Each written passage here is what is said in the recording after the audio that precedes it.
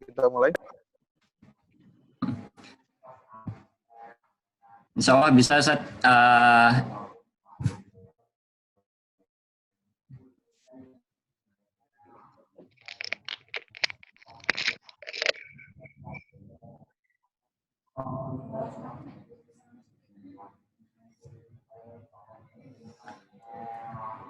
Ustaz Zulfikar, bisa dimulai untuk acaranya? Ya, Ustaz.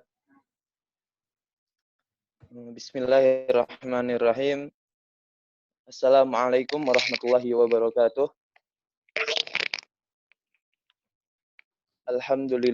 Alhamdulillahi hamdan katsiran tayyiban mubarakan fih kama yuhibbu rabbuna wa yarda. Asyhadu an la ilaha illallah wa asyhadu anna Muhammadan abduhu wa rasuluhu wa la rasula ba'dah.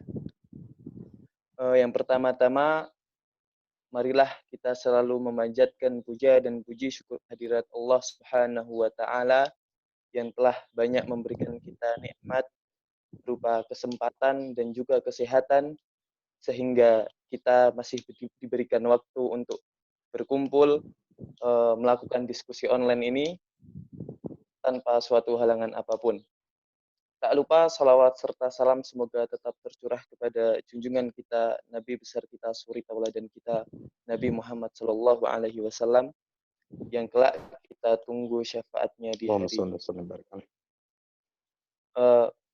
Teman-teman sekalian, para hadirin diskusi online PCIM Jordania sebagai pemandu acara. Yang pertama bacaan Al-Quran, yang ketiga adalah materi inti atau materi, sedangkan yang terakhir adalah penutupan.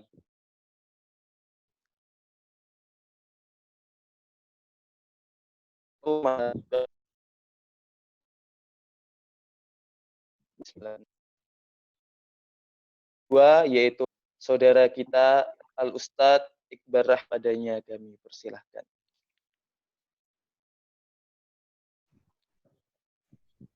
Assalamualaikum warahmatullahi wabarakatuh. Waalaikumsalam. A'udzu billahi minasyaitonir rajim. Bismillahirrahmanirrahim. Alhamdulillahilladzi anzala ala 'abdihi al-kitaba wa lam yaj'al lahu 'iwaja. قيما لينذر بأسا شديدا من لدنه ويبشر المؤمنين الذين يعملون الصالحات أن لهم أجرا حسنا ماكثين فيه أبدا وينذر الذين قالوا اتخذ الله ولدا ما لهم به من علم ولا لآبائهم كبرت كلمة تخرج من أفواههم إن يقولون إلا كذبا فلعلك باخع نفسك على آثارهم إن لم يؤمنوا بهذا الحديث أسفا إنا جعلنا ما على الأرض زينة لها لنبلوهم أيهم أحسن عملا وإنا لجاعلون ما عليها صعيدا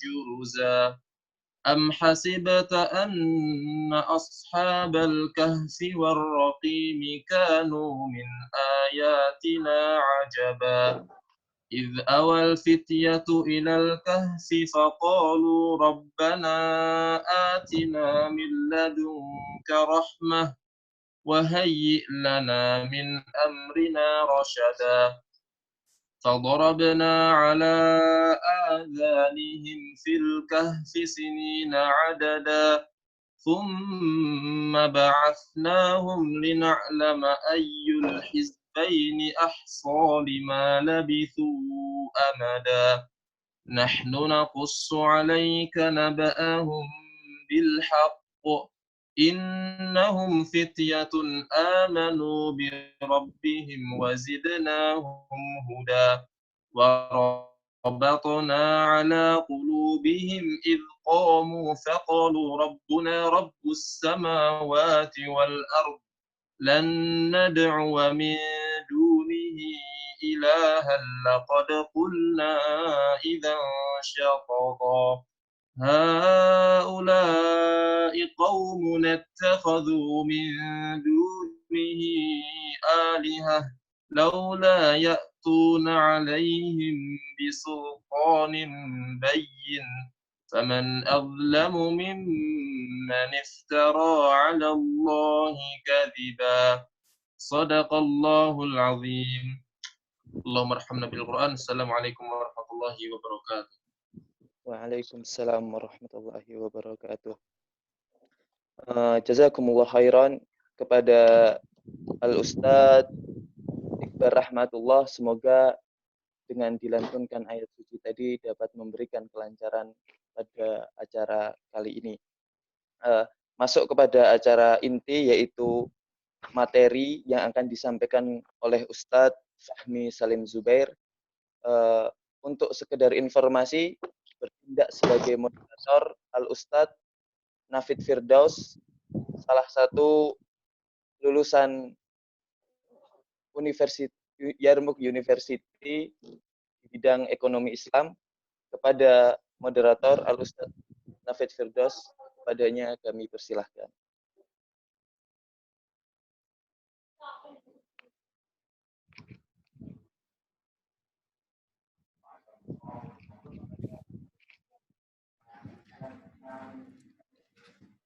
Mohon izin Pak Dubes untuk menyampaikan acara. Assalamualaikum warahmatullahi wabarakatuh.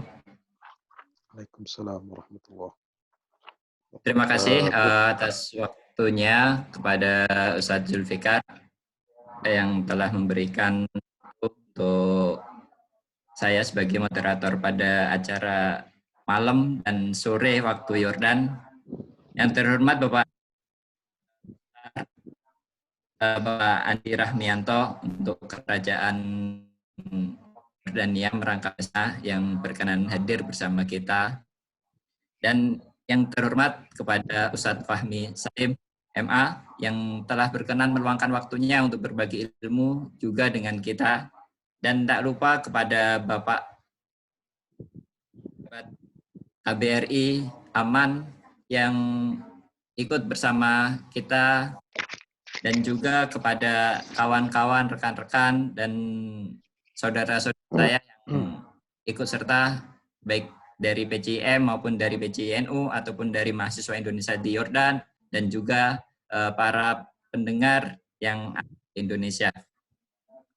Alhamdulillahilladzi hadana lihada, wa ma kunna linahtadiya laula an hadana Allah, wassalatu wassalam ala habibillah wa Muhammad ibni Abdillah wa ala alihi wa sahbihi wa man wallah, amma ba'd.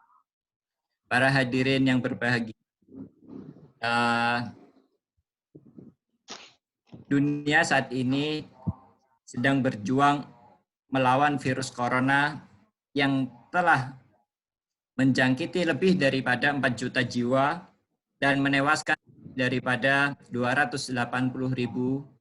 Sedangkan Indonesia sendiri yang saat ini pada hari ini yang positif itu ada 14.032 dan yang meninggal 973 orang, yang mana kurvanya masih stabil naik dan belum menunjukkan adanya penurunan. Vaksin yang diharapkan dapat virus ini juga belum ditemukan.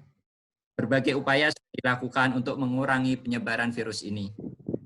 Di bulan Ramadan yang penuh berkah ini, mana Al-Quran diturunkan, dan pada hari ini 17 Ramadan yang mana kita peringati dengan adanya nuzulul Quran, yang mana Al-Quran ini sebagai petunjuk hidup umat Islam yang mengisahkan bahwa dalam satu surat yaitu Al-Kahfi disebutkan ada pemuda yang melarikan diri dari kejaran penguasa, yang mana ia hidup menjauh dari keramaian, hidup jauh dari sosial bermasyarakat, yang mana ia hidup di dalam gua, yang mana peninggalannya hari ini bisa kita lihat dan bisa kita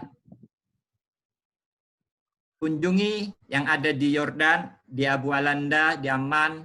Walaupun banyak riwayat mengatakan ada juga yang terjadi di Turki, namun beberapa bukti sejarah menguatkan bahwasanya Ashabul Kahfi itu berada di dunia. Dengan metode hidup yang dilakukan oleh para Ashabul Kahfi, menjauh dari kehidupan sosial, yang berada di gua dengan kondisi saat ini yaitu pandemi COVID-19 ini, yang mana harus kita melakukan kontak sosial, menguranginya, dan apakah mungkin hal ini bisa terjadi kita lakukan. Nanti yang akan disampaikan oleh Ustadz Fahmi Salim akan membahas tentang kisah Ashabul Kahfi ini, dan juga mungkinkah kita adanya di zaman pandemi ini. Mungkin secara singkat saya ingin menyampaikan biodata Ustadz Salim biar lebih mengenal siapakah beliau ini. Beliau adalah nama panjangnya Ustadz Muslim Zubair LCMA, lulusan dari Al-Azhar University, lahiran pada tanggal 22 Mei 1910. Karena beliau saat ini berkecimpung dari berbagai organisasi, dari MUI Pusat, dari Majelis Tabligh Pengurus Pusat Muhammadiyah, peneliti dari INSIS, dosen di UHAMKA, wakil sekjen UMI, begitu juga aktif di Dewan Masjid Indonesia, dan saat ini juga beliau menjadi sekretaris Dewan Pakar Jaringan Alumni Timur Tengah Indonesia, yang mana juga keilmuan beliau sangat banyak dan ingin berbagi kepada kita. Tanpa mengurangi waktu, kami persilahkan kepada Ustadz Fahmi Salim untuk memberikan pengantar ataupun memberikan ilmunya kepada kita semua. Kepada Ustadz Fahmi Salim, kami persilahkan.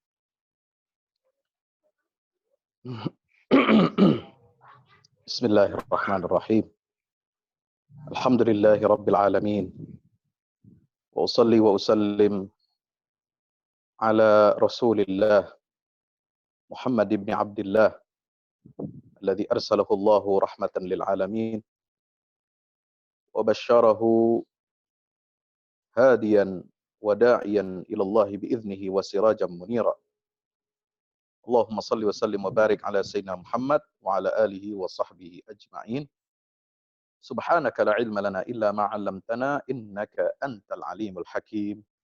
Wa qur rabbi zidni ilma. Saudara-saudaraku, sahabat-sahabat semua yang saya muliakan, yang saya cintai karena Allah Ta'ala, ya, Pak Dubes, Pak Andi yang luar biasa malam hari ini ikut membersamai teman-teman adik-adik kami dari PCI Muhammadiyah Yordania. Terima kasih Pak Dubes bersedia bersama teman-teman. Kita sambung silaturahim, ya, sambung asa, dan kita terus ya, menjalin ukhuwah di antara seluruh komponen anak bangsa. Kepada seluruh teman-teman pelajar mahasiswa Indonesia di Yordania dari berbagai macam ormas keagamaan lintas, ya. Saya bersyukur kehadirat Allah Subhanahu wa taala malam hari ini diundang oleh ikhwah dari PCI Muhammadiyah Yordania. Subhanallah. Ini pas waktunya memang awalnya itu mintanya awalnya itu malam Ahad kalau tidak salah. Sabtu malam Ahad. Tapi karena kami sudah ada kajian rutin ya, bersama Darut Tauhid Bandung setiap Sabtu malam Ahad, ya pukulnya sama jam 8 juga. Maka saya minta untuk digeser ke hari Ahad malam Senin. Dan alhamdulillah dengan izin Allah Subhanahu wa taala kita dapat bersilaturahim, bertatap muka ya melalui forum ini. Subhanallah. Kalau enggak seperti ini, kalau enggak asbab hidayah yang Allah berikan kepada kita berupa COVID-19, mungkin kita jarang bisa berjumpa seperti ini, bisa bertatap muka, ya meskipun melalui layar HP atau laptop atau apapun namanya itu, ya sehingga kita dapat bersilaturahim, ya menjalin ukhuwah di antara kita semuanya. Dan luar biasa ini tanggal 17 Ramadan, ya nggak terasa waktu cepat berlalu. Barusan sore juga dari siang, sore tadi sebelum maghrib sampai malam ini juga kita bicara tentang nuzulul Quran. Ya, salah satunya kalau siang tadi saya bicara dengan teman-teman komunitas bisnis, ya jaringan digital network marketing atau istilah lainnya MLM syariah, yaitu PT Keling Indonesia. Ini juga bicara tentang nuzulul Quran tapi dalam perspektif bisnis. Tadi sore mengenai keutamaan tilawah dan tadabbur Al-Quran, terutama peran keluarga, orang tua ya dalam mengaktualkan nuzulul Quran. Dan malam ini, alhamdulillah, summa alhamdulillah, summa alhamdulillah. Tidak henti-hentinya kita bersyukur, memuji Allah Ta'ala di hari 17 Ramadan ini, ya, yang berbarengan juga dengan momentum yang sering diperingati oleh kaum muslimin di Indonesia terutama, ya sebagai nuzulul Quran.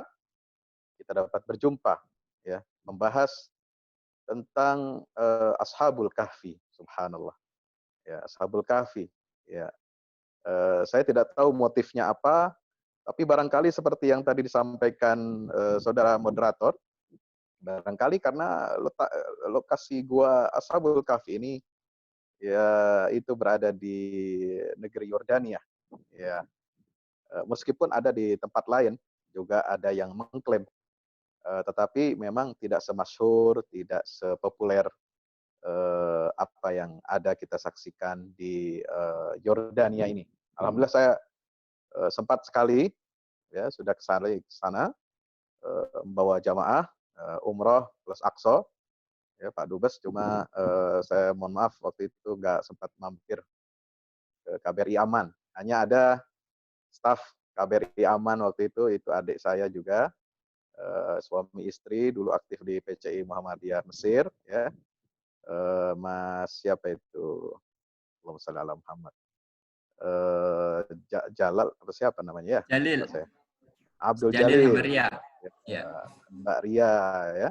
Itu sempat menemani bertemu saya di hotel. Alhamdulillah. Nah, itu tahun 2017. Ya, bersama jamaah. Kita masuk ke Aqsa juga.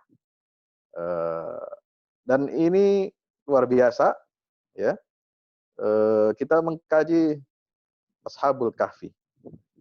Apa pelajarannya, hikmahnya untuk kita saat ini ketika dalam kondisi pandemi. Ya, saya ingin kita mulai dari kata-kata alhamdulillah. Ya. Kata-kata alhamdulillah, pujian kepada Allah. Pujian kepada Allah, ya, itu dimulai di awal surat Al-Quran itu sangat istimewa. Ya, ketika Allah memulai surah Al-Fatihah, kemudian surah Al-An'am, kemudian surah Al-Kahfi, dan surah Fatir. Ini 4 surat yang dimulai dengan alhamdulillah. Kalau masih ada tambahan, ya tolong kasih tahu saya. Ya, mungkin ada tambahan surat lain ya yang dimulai dengan hamdalah. Ya. Ini alhamdulillahi rabbil alamin. Surat Al-Fatihah dimulai alhamdulillah. Karena surat Al-Fatihah ini ya isinya adalah petunjuk ya secara global ya induk daripada isi Al-Qur'an ya sebagai daftar isi Al-Qur'an, daftar kandungan Al-Qur'an, pokok-pokok tema-tema Al-Qur'an itu ada di surat Al-Fatihah. Ya, maka dimulai dengan apa? Hamdalah. Kita memuji kepada Allah yang telah memberikan hidayah, kunci-kunci kebahagiaan ya di dalam surat Al-Fatihah itu dengan cara apa? Kita diperkenalkan oleh Allah dengan Al-Qur'anul Karim. Sampai-sampai Imam Ibnul Qayyim Al-Jauziyah rahimahullah ya, itu menulis 3 jilid buku hanya untuk mengkaji, mendalami kandungan surah Al-Fatihah dan lebih spesifik lagi untuk mengkaji iyyaka na'bud wa iyyaka nasta'in. Itu dalam kitabnya Madarijus Salikin fi manazil iyyaka na'bud wa iyyaka nasta'in. Subhanallah ya. Ini kita mesti bersyukur kehadirat Allah Subhanahu wa taala. Yang kedua surat apa? Al-An'am. Alhamdulillahilladzi khalaqas samawati wal arda wa ja'alaz zulumati wan nur tsumma alladhina kafaru bi rabbihim ya'dilun. Ya, kata Allah Subhanahu wa taala. Itu kita memuji Allah Subhanahu wa taala. Ya, kenapa di surat Al-An'am dimulai dengan hamdalah, alhamdulillah? Karena surah Al-An'am ini ya saudara-saudaraku yang dirahmati Allah Subhanahu wa taala adalah surat Makkiyah yang paling besar. Ya, salah satu yang paling besar, yang paling banyak diturunkan pada periode Makkah, yang mana kandungan surah Al-An'am ini ya isinya itu untuk merobohkan atau meruntuhkan sistem jahiliyah, kemusyrikan dalam semua aspek, terutama aspek makanan, ya konsumsi. Maka dia suratnya namanya Al-An'am, ya hewan ternak. Ya. Karena itu saya pernah menulis membuat slide bagaimana membangun peradaban khairu ummah itu belajar dari nama-nama surat. Ya, surat-surat itu yang diberi nama dengan nama binatang. Ya, ada Al-An'am, ya, ada An-Nahl, kemudian ada Al-Baqarah, dan 6 surat ini ya ada An-Naml, Al-Ankabut, Al-Fil. Itu 6 surat ini representasi dari 30 juz. 2 surat ada di 10 juz pertama, 2 surat nama hewan itu di 10 juz kedua, dan 2 surat yang pakai nama hewan itu di 10 juz yang ketiga. Subhanallah. Ya. Ini kunci-kunci ini. Kita memahami peradaban Islam itu, ternyata Allah memberi clue-nya, memberi petunjuknya itu melalui apa? Kita belajar dari hewan dalam membangun peradaban. Ya. Manusia ini harus tawadhu, harus dia rendah hati. Dia belajar dari semut, belajar dari laba-laba, belajar dari hewan ternak, bahkan belajar dari sapi betina, belajar dari gajah, alfil itu ya, belajar dari macam-macam. Subhanallah. Maka ini kita harus memuji Allah. Maka itu dimulai Al-An'am apa? Alhamdulillah. Segala puji bagi Allah yang telah meruntuhkan sistem jahiliyah. Kira-kira begitu. Kalau kita memahami dan memaknai surat Al-An'am yang dimulai dengan kata apa? Dengan alhamdulillahilladzi khalaqas samawati wal arda wa ja'alaz zulumati wan nur tsumma alladzina kafaru bi rabbihim ya'dilun. Ya, teman-teman yang dirahmati Allah Subhanahu wa taala, karena apa? Karena kehancuran orang-orang yang berbuat zalim itu merupakan satu nikmat dari Allah kepada kita. Hancurnya sistem tatanan jahiliyah itu merupakan karunia dari Allah.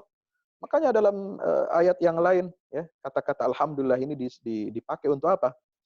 Faquti'a dabirul qaumil ladzina zalam. Ya. Itu surah apa itu? Surah An-Naml barangkali ya. Faquti'a dabirul qaumil ladzina zalamu walhamdulillahi rabbil alamin. Ya. Maka dihancurkanlah, dibinasakanlah ya negeri-negeri orang-orang yang berbuat zalim. Ya. Walhamdulillahi rabbil alamin, dan segala puji bagi Allah Tuhan semesta alam. Ya, maka itu kita bersyukur. Alhamdulillah. Yang keempat, yang ketiga, surah Al-Kahfi. Alhamdulillahilladzi anzala ala 'abdihil kitab wa lam yaj'al lahu 'iwaja qayyiman liyunzira ba'san shadidan min ladun wa yubashshiral mu'minina alladhina ya'maluna as-salihati anna lahum ajran hasana makithina fihi abada, dan seterusnya. Nah, luar biasa. Hamdalah di surah Al-Kahfi ini memiliki keistimewaan ketika dia mengucap dikaitkan dengan fenomena Allah turunkan Al-Quran, Alkitab, anzala ala abdil kitab. Dan Allah menegaskan, ya sekarang kita sedang nuzulul Quran misalnya, ya subhanallah, ini nampaknya pemilihan judul ini taufik minallah, ini taufik dari Allah Subhanahu wa taala, ya, kepada teman-teman di PCM Yordania ini. Kenapa memilih surah Al-Kahfi ini? Ya, lebih spesifik lagi kisah Ashabul Kahfi ini. Ya, karena ya subhanallah, ayat ini mengatakan Allah mengajarkan kita agar kita mengucapkan alhamdulillah karena Allah telah menurunkan kita Al-Qur'an, kepada kita Al-Qur'an. Ya, dan Allah jadikan walam yaj'al lahu iwaja, tidak ada Allah menjadikan di dalam kitab Al-Qur'an ini satu kebengkokan. Semuanya lurus. Anna hadza sirati mustaqiman fattabi'u, dalam surah Al-An'am, ya. Wala tattabi'us subul fatafarraqa bikum an sabil. Inilah jalanku yang lurus. Ya, enggak ada bengkok. Ya, jadi istilahnya jadi orang Islami yang lurus-lurus sajalah, ya. Enggak usah pilih yang bengkok-bengkok. Ya. Kalau ada pelesetan-pelesetan ini Muhammadiyah garis bengkok, enggak ada. Semua orang Islam tuh garisnya lurus semua, ya. Enggak usah dijadikan lucon, ya, soal garis bengkok, garis lurus ini. Kita semua ini garis lurus semua. Ya, insyaallah. Ihdinas siratal mustaqim, ya kan? Ya Allah, berikan kami petunjuk agar meniti jalanmu yang lurus. Istiqomah di atas jalan yang lurus itu. Nah, yang ke berapa? Dan juga kenapa kita memuji Allah Subhanahu wa taala di dalam surat Al-Kahfi ini? Karena di dalam surah Al-Kahfi ini Allah berikan petunjuk kepada kita berbagai macam fitnah yang dialami oleh hamba Allah, orang-orang yang beriman. Ya, ini fitnah manusia. Fitnah itu artinya ujian, bukan fitnah dalam bahasa Indonesia, artinya tuduhan, ya, atau tuduhan yang tidak berdasar, itu fitnah kalau kita membahasakan. Tapi fitnah dalam istilah Al-Quran itu adalah ujian. Ya, hasiban nas an yutraku ayyaqulu amanna wa hum la yuftanun. Surah Al-Ankabut ayat 2.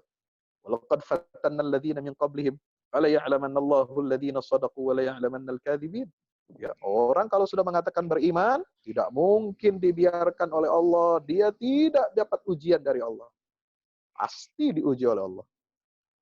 Ya, minimal apa? Ujian keimanan. Nah, disinilah surah Al-Kahfi itu memberikan petunjuk kepada kita bagaimana kita mewaspadai, ya, berbagai macam ujian yang akan menimpa setiap hamba Allah yang beriman, terutama ujian yang pertama, ujian keimanan. Seperti Ashabul Kahfi. Ujian harta. Ujian harta. Kalau ujian orang diuji dengan kemiskinan, banyak yang lulus, ya. Karena banyak yang jadi ahli ibadah, ahli zikir. Kenapa? Karena mikir, kapan gue kaya nih? Ya, biasanya minta amalan-amalan sama kiai, sama macam-macam, ya kan? Pak Kiai minta amalan penambah rezeki. Pak Kiai minta amalan. Oh, rajin dia itu kalau dikasih amalan itu. Subhanallah, dijabanin kata orang Jakarta. Ya, dijabanin tuh amalan. Mau berapa kali, mau berapa ribu, ya. Tapi kalau sudah diberikan kekayaan, banyak orang yang tidak lulus dalam ujiannya. Nah, ini di situ ada kisah tentang seorang pemilik 2 kebun. Ya, itu kisah dalam surah Al-Kahfi. Yang ketiga ada ujian apa? Ujian ilmu pengetahuan. Ujian ilmu, subhanallah. Ini kisah antara Musa dan Khidir. Ya, Nabiullah Musa dan Khidir. Ya, alaihi wa ala rasulina afdhalus salatu wassalam. Ya. Ini ujian tentang ilmu, ya. Bagaimana orang berilmu harus tawadhu, ya. Maka Musa disuruh oleh Allah belajar lagi kepada hamba. Fawajada 'abdan min ibadina atainahu rahmatan min 'indina wa 'allamnahu min ladunna ilma. Ya, itu kisah Musa Khidir ini dialog antara ilmu dengan takdir. Ya. Dialognya memang terjadi, betul. betulan antara Musa dan Khidir, tetapi dua orang ini, dua sosok ini itu merepresentasikan simbol ilmu dan takdir Allah. Perhatikan baik-baik. Anda akan sampai kepada kesimpulan itu. Ini pelajaran bagaimana manusia harus mempersiapkan diri menghadapi takdir Allah. Bisa apa? Berupa bencana yang tidak kita duga-duga, seperti sekarang pandemi. Bisa bencana kematian, ya. Dan bencana apa? Bencana berubahnya tatanan nilai. Nilai kita bisa bergeser berubah, tetapi nilai kebaikan dari Allah tidak pernah berubah. Maka di situ tentang membangun tembok yang runtuh. Itu bicara tentang nilai yang tetap. Walaupun orang jahat sama kita, kita balas dengan kebaikan. Itu tetap nilai al-haq itu tidak berubah, tidak boleh berubah. Jangan pakai logika untung rugi, logika ingin membalas kejahatan orang dengan kejahatan yang sama, tidak bisa. Logika kebaikan harus menang, ya. Gitu. Kemudian yang keempat, fitnah apa? Fitnah kekuasaan. Kisah Zulkarnain. Nah itu makanya Allah kita mengucapkan alhamdulillah. Ya. Seakan-akan surat Al-Kahfi ini mengatakan kepada kita, berterima kasihlah Anda kepada Allah. Pujilah Allah Ta'ala. Kalian mendapatkan musibah, kalian mendapatkan cobaan, baik itu ujian keimanan, ujian harta, ujian kekuasaan, ujian ilmu pengetahuan, subhanallah. Ya, itu kalian harus memuji Allah. Jadi fitnah atau musibah itu mestinya harus menjadi nutrisi iman bagi kita. Ya, nutrisi keimanan yang menyehatkan. Jangan dipandang ujian itu sebagai suatu apa? Suatu yang buruk. Tidak. Ya. Dalam Islam tidak ada yang buruk. Ujian, fitnah, itu adalah nutrisi keimanan, saudara. Ya, subhanallah. Kayak misalnya Al-Allamah, ya, Syekh Al-Hafiz Ibnu Hajar Al-Asqalani, ya, menulis buku Badlul Ma'un fi Fadlit Ta'un. Itu kan tentang ta'un. Beliau menulis bukan hanya aspek fikih, bukan hanya aspek kedokteran medis, ya, di situ menggabungkan antara nakli dan akli. Bagaimana beliau menolak diajak keluar bersama kaum muslimin, para ulama, raja, untuk apa? Untuk istighosah, minta pertolongan Allah supaya diangkat wabah tahun ini. Ya, kata beliau, sebelum ada ya doa bersama ini, yang mati satu hari mungkin hanya ya berapa orang dalam satu hari, tapi setelah peristiwa ini malah semakin menjadi-jadi. Artinya penyakit menular itu, ya. Kalau dibawa tidak ada social distancing, tidak ada physical distancing, dia malah mengganas walaupun kita mau berdoa kepada Allah, Bos. Ya, subhanallah. Maka beliau nggak mau. Itu korbannya ribuan satu hari setelah peristiwa itu. Inilah firasatnya ulama itu. Ilmunya, kedalamannya, ya. Tidak mau beliau keluar dari rumah, diajak untuk melakukan ibadah seperti itu, mohon doa kepada Allah, tetapi tidak memperhatikan protokol kesehatan. Nah, apa kata beliau dalam Badlul Ma'un itu, fi fadlit ta'un, ya, ada 4 min fawaidit ta'un. Faedahnya ta'un itu ada 4. Pertama, taksirul amal, memendekkan angan-angan. Yang kedua, tahsinul amal, bisa memperbaiki kualitas amal kita. Yang ketiga adalah al-yaqzah minal ghaflah, ya, bangkit sadar dari kelalaian. Dan yang keempat apa? At-tazawwud lirrihlah. Kita mengambil bekal perjalanan pulang menuju Allah Subhanahu wa taala. Itu fungsinya secara apa? Psikologis, secara keimanan. Dia memberikan nutrisi buat kita, ini wabah, ini taun, ya, yang tadinya kita suka panjang angan-angan, akhirnya kita tahu diri, tahu batasan. Kita adalah hamba Allah yang lemah. Yang biasanya kita amalnya sedikit, ketika diuji dengan wabah, Masya Allah, ingat kesalahan kita. Kita perbaiki amal, apalagi yang lagi sakit. Ya, terbaring di rumah sakit, sudah kena positif. Dia pikir apa? Ya, tinggal berharap kepada Allah. Perbanyak amal saleh. Ya kan? Kemudian bangkit dari kesadaran. Lalai dari kelalaiannya. Sadar dari kelalaian ini penting. Itulah di antara keutamaan ta'un ini. Subhanallah. Nah, pemirsa yang dirahmati Allah, sahabat semua dirahmati Allah. Maka lalu ya apa itu surat yang keempat itu surat Fatir. Itu nanti ya, kita tidak bahas itu. Nah, di surah Al-Kahfi ini ya, di ujian yang pertama, ujian keimanan. Dialami oleh siapa? Ashabul. Nah, Ashabul Kahfi awalnya, kisah awal mulanya, nah itu teman-teman tahu lah ya, teman-teman yang di Yordania, ya, apalagi yang suka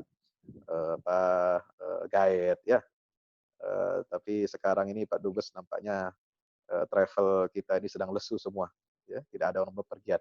Jadwal umroh, jadwal travel, Aqsa semua tiarap, ya, subhanallah. Ya, kita doakanlah teman-teman kita ini yang bergerak di bidang travel, mudah-mudahan insya Allah nanti bisa bangkit lagi, bisa pulih lagi, ya, dan bisa memberikan manfaat bagi kaum muslimin dengan apa? Dengan menceritakan sejarah masa lalu. Qul siru fil ard, fanzuru kaifa kana akibat mukazzibin. Masuk ya,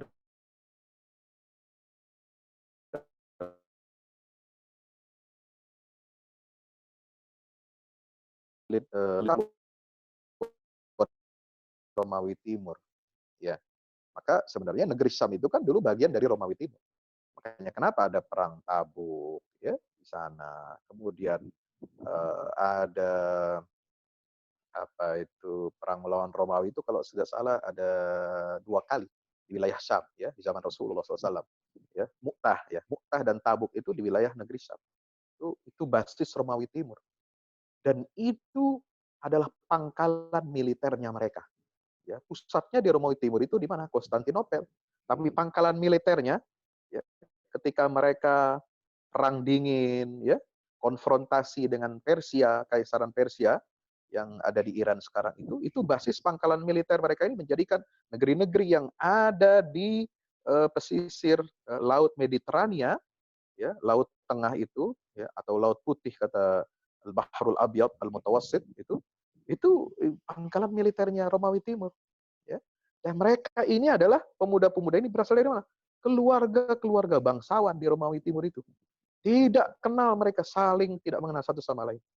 Ya, mereka nggak kenal siapa fulan, siapa fulan. Ya, meskipun ada sebagian kitab tafsir menulis nama-nama Ashabul Kahfi, tapi saya kira kita tidak perlu, yaitu tidak perlu dihafal. Ya, tidak ada kewajiban menghafal nama pemuda Ashabul Kahfi, termasuk nama anjingnya. Ya, kadang-kadang kita ini suka iseng. Ya, ini tetangga non Muslim anjingnya dikasih nama, kita pengen tahu pula nama Ashabul Kahfi anjingnya ini siapa, bos? Ya, nggak perlulah. Ya, itu Israiliyat. Ya, yang penting bagi kita meyakini ya bahwa itu ada dan terjadi sebagaimana yang digambarkan diceritakan oleh Allah dalam Al-Qur'anul Karim. Ya, bisa teman-teman dirahmati Allah Subhanahu wa taala, mereka nggak kenal, saling tidak kenal satu sama lain, tapi mereka disatukan dan dipertemukan oleh Allah Subhanahu wa taala ya dengan apa? Dengan sama-sama mereka ini berjuang untuk menegakkan dan menjaga tauhidnya. Ya. Ya, sampai di situ dikisahkan dalam tafsir Ibnu Katsir itu, ya mereka ini datang satu-satu. Satu datang ya, habis dikejar-kejar selamat, ya, duduk di bawah pohon, datang lagi satu orang, datang lagi satu pemuda, subhanallah. Dipertemukan oleh Allah Subhanahu wa taala. Mereka ceritakan pengalamannya di bawah pohon. Ashabul Kahfi ini ternyata adalah buronan, ya, dikejar-kejar oleh raja musyrik yang zalim. Lalu mereka masuk ke dalam gua dan tertidur. Nah, disinilah mungkin kita boleh istilahkan dengan lockdown. Ya, mereka terlockdown di dalam gua 300 tahun. Ya, ya, tidak makan, tidak minum. Ya namanya tidur, gimana mau makan minum? Ya kan? Tertidur 300 tahun. Subhanallah, ini peristiwa yang luar biasa. Mukjizat dari Allah Subhanahu wa ta'ala. Ya, yang dikaruniakan kepada hamba-hambanya. Dan merupakan penjagaan Allah kepada wali-walinya, kekasih-kekasih Allah Subhanahu wa ta'ala. Seperti Ashabul Kahfi ini. Nah, dari sinilah kemudian Al-Quran menjadikan kisah Ashabul Kahfi ini sebagai alat atau pembuktian tentang kebenaran adanya hari kebangkitan. Nah, Allah mampu untuk membangkitkan orang yang sudah mati saja. Allah mampu, ya, bisa hidup lagi, ya, yang sudah jadi tulang belulang saja. Ya, sebut di dalam surat Yasin itu, wahya ramim, ya kan? Qul yuhyiha alladhi ansha'aha awwala marrah wa huwa bikulli khalqin alim. Itu Itu mampu. Apalagi cuma yang tertidur. Loh, mana mungkin bisa 300 tahun nggak bangun-bangun. Loh, kalau Allah yang punya kuasa bisa, ya teman-teman dirahmati Allah. Apa saja ibrahnya bagi kita dari peristiwa lockdownnya Ashabul Kahfi ini? Yang pertama, ya di sini saya mensarikan, ini saya ambil ada kitab yang bagus ini teman-teman, ya. Ini saya jadikan referensi untuk mengajar materi tadabbur, yaitu Al-Quran Tadabbur wa Amal. Ya, Quran ini tadabbur wa amal. Jadi mushaf Quran ya 30 juz yang isinya ini ya, teman-teman dirahmati Allah itu ada petunjuk-petunjuk ya intisari-intisari tadabbur para ulama dari berbagai macam kitab tafsir. Ini sudah dipilih dan dipilah-pilah, sudah dipilihan. Ya, ada dari tafsir Ibnu Katsir, ada tafsir Al-Qurtubi. Jadi seolah-olah kita baca ini sudah baca referensi banyak kitab. Dan ini sudah dibuat tematik ya. Apa saja waqfat tadabburiyahnya, apa ma'ani kalimatnya, apa petunjuk praktis pengamalan ayatnya, dan apa taujihat-taujihatnya, taujihat rabbaniyah, subhanallah. Ini saya sarankan nanti ya kalau mampir umrah ke Saudi, cari Quran Tadabbur wa Amal. Dan insya Allah ini segera dicetak, diterbitkan di Indonesia. Ya, sudah disiapkan edisi terjemahannya, teman-teman di tanah air sudah melakukan ini dan sedang proses percetakan dan izin dari penerbit aslinya di Arab Saudi. Nah, teman-teman dirahmati Allah Subhanahu wa taala, apa pentingnya yang pertama? Pelajaran dari lockdown Ashabul Kahfi ini yaitu pertama pentingnya pendidikan dan pembinaan generasi muda dengan nilai-nilai tauhid ya, dan dakwah amar ma'ruf nahi mungkar. Kalau Muhammadiyah itu mendefinisikan gerakannya adalah gerakan Islam, dakwah amar ma'ruf nahi mungkar. Nah, ini yang harus jadi orientasi kita. Ya, jangan diasosiasikan amar ma'ruf nahi mungkar itu merusak. Amar ma'ruf nahi mungkar itu menjebol pagar. Enggak. Amar ma'ruf nahi mungkar itu apa? Menghancurkan toko misalnya. Enggak ya.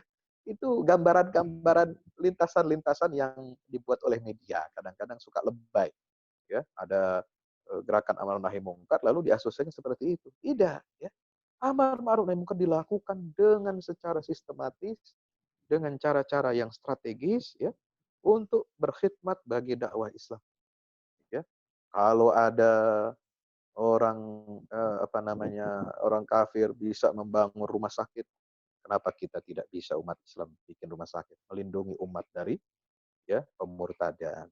Kalau mereka bisa bikin panti asuhan, kita lawan ya. Dengan apa? Cara yang sama dan harus lebih baik. Ya, wajadilhum billatihi ahsan. Kalau debat kan kata Al-Qur'an itu debatlah mereka dengan yang lebih baik. Nah, kalau amal bagaimana Pak Ustaz? Ya amal kita harus lebih baik dari mereka. Ya. Kerja kita harus lebih baik dari mereka. Otak kita pakai lebih baik dari mereka. Jangan kita kalah. Nah, itu amar ma'ruf nahi mungkar. Jangan diasosiasikan ini menghancurkan ini, menghancurkan itu, tidak. Ya. Jadi ini kita amar ma'ruf nahi mungkar itu membangun. Ya, al-bina wad difa. Kalau ada yang menyerang ajaran Islam, kita lakukan apa? Difaan. Ya, kita counter. Counter dengan apa? Secara ilmiah, secara santun. Ya, gunakan media-media yang ada. Ya, gunakan dengan tulisan, dengan video, dengan seluruh kemampuan kita. Ya, karena kata para ulama ada di situ dikatakan, ya, kita berdakwah dengan pena. Ya, itu bisa peluru pena itu dengan kalam itu bisa menembus jutaan kepala. Ya, kalau cuma pakai pistol satu peluru satu orang. Berapa banyak yang kita punya peluru? Kalau kita pakai dakwah itu dengan cara nembaki orang, tidak bisa. Bukan itu dakwah. Dakwah itu harus masuk menembus hati dan menembus akal pikiran manusia. Pakai pena Anda untuk berdakwah. Ya, gunakan ya, organisasi ya di Muhammadiyah, di NU, di mana-mana. Itu untuk apa? Difa'an anil aqidah. Tulis, counter. Apa? Ya, serangan-serangan terhadap Islam, isu-isu negatif yang mencitrakan ajaran Islam ini buruk, ya, dan lain sebagainya. Ayo, kita dakwah bil qalam. Ya, subhanallah. Ini yang penting. Itu dari mana? Ya, ayat 13 dan 14 surah Al-Kahfi. Ya, itu kan bunyinya jelas surat Al-Kahfi. Ayat 13 14 itu ya. Apa di situ? Nahnu naqussu 'alaika naba'ahum bil haqq. Innahum fityatun amanu bi rabbihim wazid wa rabatna 'ala qulubihim. Itu. Ya, yang kedua, kewajiban kita untuk memilih kondisi dan lingkungan yang kondusif dalam rangka memperjuangkan nilai-nilai kebenaran. Ya, di situ disambil kesimpulannya ya dari ayat berapa? Ayat 15 dan 16. Haula'i qaumun ittakhadhu min dunihi aliha laula ya'tuna 'alaihim bisultanin bayyin faman azlamu mimman iftara 'ala Allahi kadhiba wa idh ya'tazaltumuhum wa ma ya'buduna illa Allah fa'u ilal kahfi yansur lakum rabbukum min rahmatihi wa yuhayyi lakum min amrikum mirfaqa. Itu ayat 15 16. Yang ketiga, apa pelajaran dari peristiwa lockdown ya Ashabul Kahfi selama 300 tahun lebih itu? Allah menunjukkan mukjizat kebesaran dan kekuasaan. Dengan apa? Dengan keselamatan pemuda Ashabul Kahfi. Ya, dan Allah menyelamatkan mereka dari kejaran ya raja yang zalim itu. Dan Allah tidurkan mereka ya. Dan Allah selamatkan mereka tidur itu tidak rusak badannya, tidak hancur ya. Kondisi mereka itu dipersiapkan semua faktor yang dapat menjaga mereka selama lockdown itu. Apa saja? Ayat 11 mengatakan, وَضَرَبْنَا عَلَى آذَانِهِمْ. Ya. Ini saya pakai pakai headset ya. Ini headset biasanya dikasih nama istilah apa itu? Anti suara ya. Tidak tembus suara dari luar. Nah, kalau kita dengar musik, dengar apa itu betul-betul jernih, bagus, bassnya gitu ya. Suara dari luar nggak masuk. Apa istilahnya? Teman-teman ini yang milenial lebih tahu lah. Saya ini generasi kolonial. Ya, sudah 40 tahun. Ya, tapi bolehlah kalau diadu sama milenial. Cuma istilahnya saya dulu lupa lagi itu. Istilahnya ya anti yang berisik gitu. Ini saja ya, kita pakai ini. Subhanallah. Tidur kita nggak berasa suara, tapi kecuali kalau kita pakai ini. Kita dengar situ apa suara-suara dari HP kita. Itu murni nggak ada. Nah, ketika itu Allah apa? Menutup gendang telinga. Na ala adhanihim fil kahfi sinina adada. Subhanallah. Ayat 11 ya. Itu yang menyebabkan mereka tertidur pulas. Itu kenapa? Karena tidak ada masuk suara ya, mengganggu mereka. Karena itulah salah satu mukjizat Al-Qur'an mengatakan penyebab orang itu bangun dari tidur ada gelombang suara yang masuk ke dalam telinga kita. Dan itu yang ditutup oleh Allah Subhanahu wa taala sehingga mereka tidak terbangun selama 300 tahun. Yang kedua, di ayat 17 dan 18 ya, ini faktor Allah menjaga para walinya, kekasihnya itu apa? Gua dan mulut gua itu yang mereka tidur di dalamnya, itu posisinya tidak menghadap langsung matahari. Ya. Dan oleh sebab itu memungkinkan masuk cahaya matahari saat terbit dan terbenam. Ya, tidak condong kepada keduanya. Tidak posisi pintunya itu atau pintu masuknya itu mulut guanya itu tidak pada posisi matahari terbit ataupun matahari terbenam, tapi dia berada di antara kedua-duanya dan memungkinkan masuk cahaya matahari ketika terbit dan terbenam. Ya, kena sorot cahaya matahari juga ketika mereka tidur, tapi tubuh mereka tidak tersengat panas sinarnya. Kenapa? Posisi tubuh Ashabul Kahfi saat tidur itu bolak-balik ke kiri dan ke kanan. Wa nuqallibuhum dzatal yamini wa dzatas shimali. Ya. Sehingga tubuh mereka itu tidak rusak oleh tanah. Ini ayat 17 dan ayat 18. Ini salah satu mukjizat Allah berikan ya untuk menyelamatkan mereka. Yang ketiga yang menjaga mereka ini apa? Anjing. Subhanallah. Anjing itu menjadi mulia karena melayani Ashabul Kahfi dengan menjaga mulut gua itu. Ayat 18. Ya, wa kalbuhum basitun dira'ihi bil wasit law ittala'ta 'alaihim lawallaita minhum firaran wa lamulita minhum ru'ba. Apa kata Ibnu Atiyah? Ya, Ibnu Atiyah Al-Andalusi. Ini ulama ahli tafsir yang lahir di Andalusia, Spanyol. Ya. Idza kana ba'dul kilab qad nala hadhihi darajatal 'ulya bi suhbatihi wa mukhalatatihi as-sulaha wal awliya hatta akhbara Allah bidzalika fi kitabih jalla wa ala. Fama dhannuka bil mu'minina al muwahhidin al mukhalitin al muhibbin lil awliya was salihin. Nah, itu dalam Pakai wifi itu aja. Ini. Oh iya. Oh iya.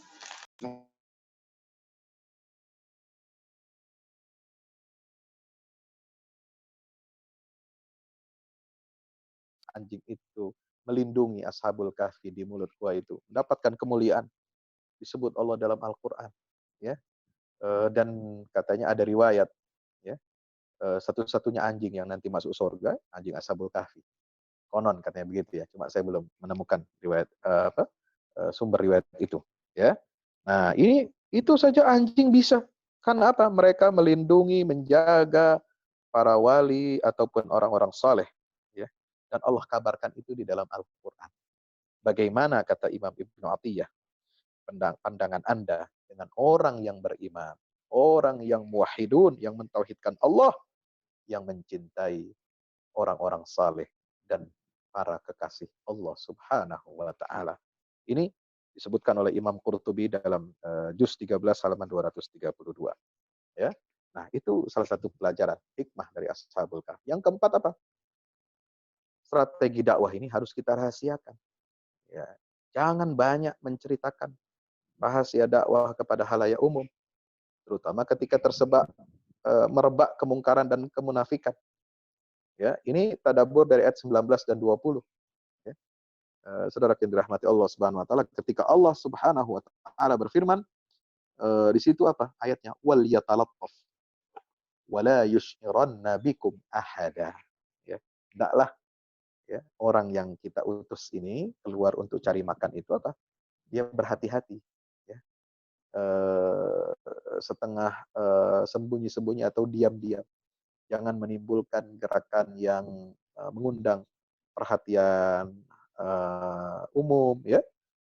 Harus hati-hati. Wala yusyiruna bikum, jangan mengundang perhatian orang, pokoknya. Innahum in yazharu alaikum. Kenapa? Karena mereka ini kan mengira bahwa mereka ini masih tertidur hanya sebentar. Labithna yauman aw ba'da yaum, ya kan? Sebentar. Lalu kemudian kalian coba kalau keluar, hati-hati. Innahum iyazharu alaikum. Kalau mereka tahu, mereka menemukan kita, ya, dengan apa adanya utusan kita yang beli makanan ini, yarjumukum. Mereka pasti akan merajam kamu. Au yu'idukum fi millatihim, atau mereka akan mengembalikanmu kepada agama, ya, menjadikan kamu murtad lagi, memaksa kamu pindah agama lagi kepada agama nenek moyang sebelumnya. Walan tuflihu idzan abada, dan jangan sampai, ya, mereka atau kalian ini tidak akan berhasil selama-lamanya dalam mengemban risalah dakwah dari Allah Subhanahu wa taala. Maka itu ini petunjuk dari ayat 19 dan 20. Kehati-hatian itu harus, ya, ada dalam diri setiap dai, ya. Lembaga dakwah, ormas keislaman sekarang zamannya fitnah. Banyak penyusup, banyak intruder, ya, dan lain sebagainya. Ini bisa merusak, ya, dakwah Islam ini dari dalam, ya. Mudah-mudahan Allah lindungi kita. Kemudian berikutnya, ciri utama orang soleh, ya, saat lockdown ini, subhanallah. Mereka itu, ya, kata Allah dalam Al-Quran, falyanzur ayyuha azka ta'ama. Pesan mereka kepada satu temannya yang pergi, ya, diutus untuk mencari makan, membeli makanan itu apa? Lihatlah, ya, mana di antara makanan-makanan itu yang paling bersih, yang paling baik, ya. Falyatikum birizqim min. Ya, jadi orang ketika terancam saja, ya, seperti Ashabul Kahfi, itu milih makanan, milih konsumsi itu yang baik, ya. Subhanallah. Kenapa? Orang itu harus memperhatikan aspek makanan. Ya, makanan ini jangan sembarangan, ya. Baik zatnya maupun sumber, ya, harta kita beli makanan itu jangan sampai, ya, dari harta yang haram. ya zatnya juga harus yang halal, ya tidak boleh makanan yang menjijikkan, makanan yang diharamkan oleh Allah ya kita makan. Nah ini ya penyebab adanya ya COVID-19 ini ya sangat terkenal ya di kota Wuhan itu semua orang makan makanan apa saja ya. Tidak peduli ini binatang liar dan lain sebagainya. Nauzubillah summa nauzubillah. Ya, ini yang menyebabkan ya, adanya virus generasi baru ya kata istri saya. Ini ternyata virus COVID-19 yang di Indonesia ini ternyata agak berbeda dengan yang di negeri aslinya di Cina, Wuhan dan Amerika Serikat. Ya, istri saya baca itu jurnal kesehatan, jurnal kedokteran karena dia dari FK juga. Ya, itu ada beberapa bermutasi gen-gen ini, ya, virus ini sangat berbahaya. Jadi bisa jadi kita sudah sembuh di sini, ya sudah punya imun kekebalan, ya sudah ada herd immunity misalnya, lalu kita pergi ke negara lain, ya seperti Amerika, China dan Italia misalnya, itu kita belum tentu akan mendapatkan kekebalan dari virus yang sama, karena dia di sana beda mutasi genetiknya dengan yang ada di negara kita ini. Nah, itulah bahayanya, ya makan konsumsi dari apa yang diharamkan oleh Allah Subhanahu wa taala. Nauzubillah, summa nauzubillah min zalik. Nah, teman-teman yang dirahmati Allah, apa pelajaran yang keenam? Yang keenam ini adalah ya Allah mampu menjaga para kekasihnya, para walinya dalam keadaan mereka tertidur. Ashabul Kahfi bayangin. Orang tertidur kan nggak punya daya kemampuan ya. Ya merancang strategi aja enggak. Ini penjagaan yang paling luar biasa.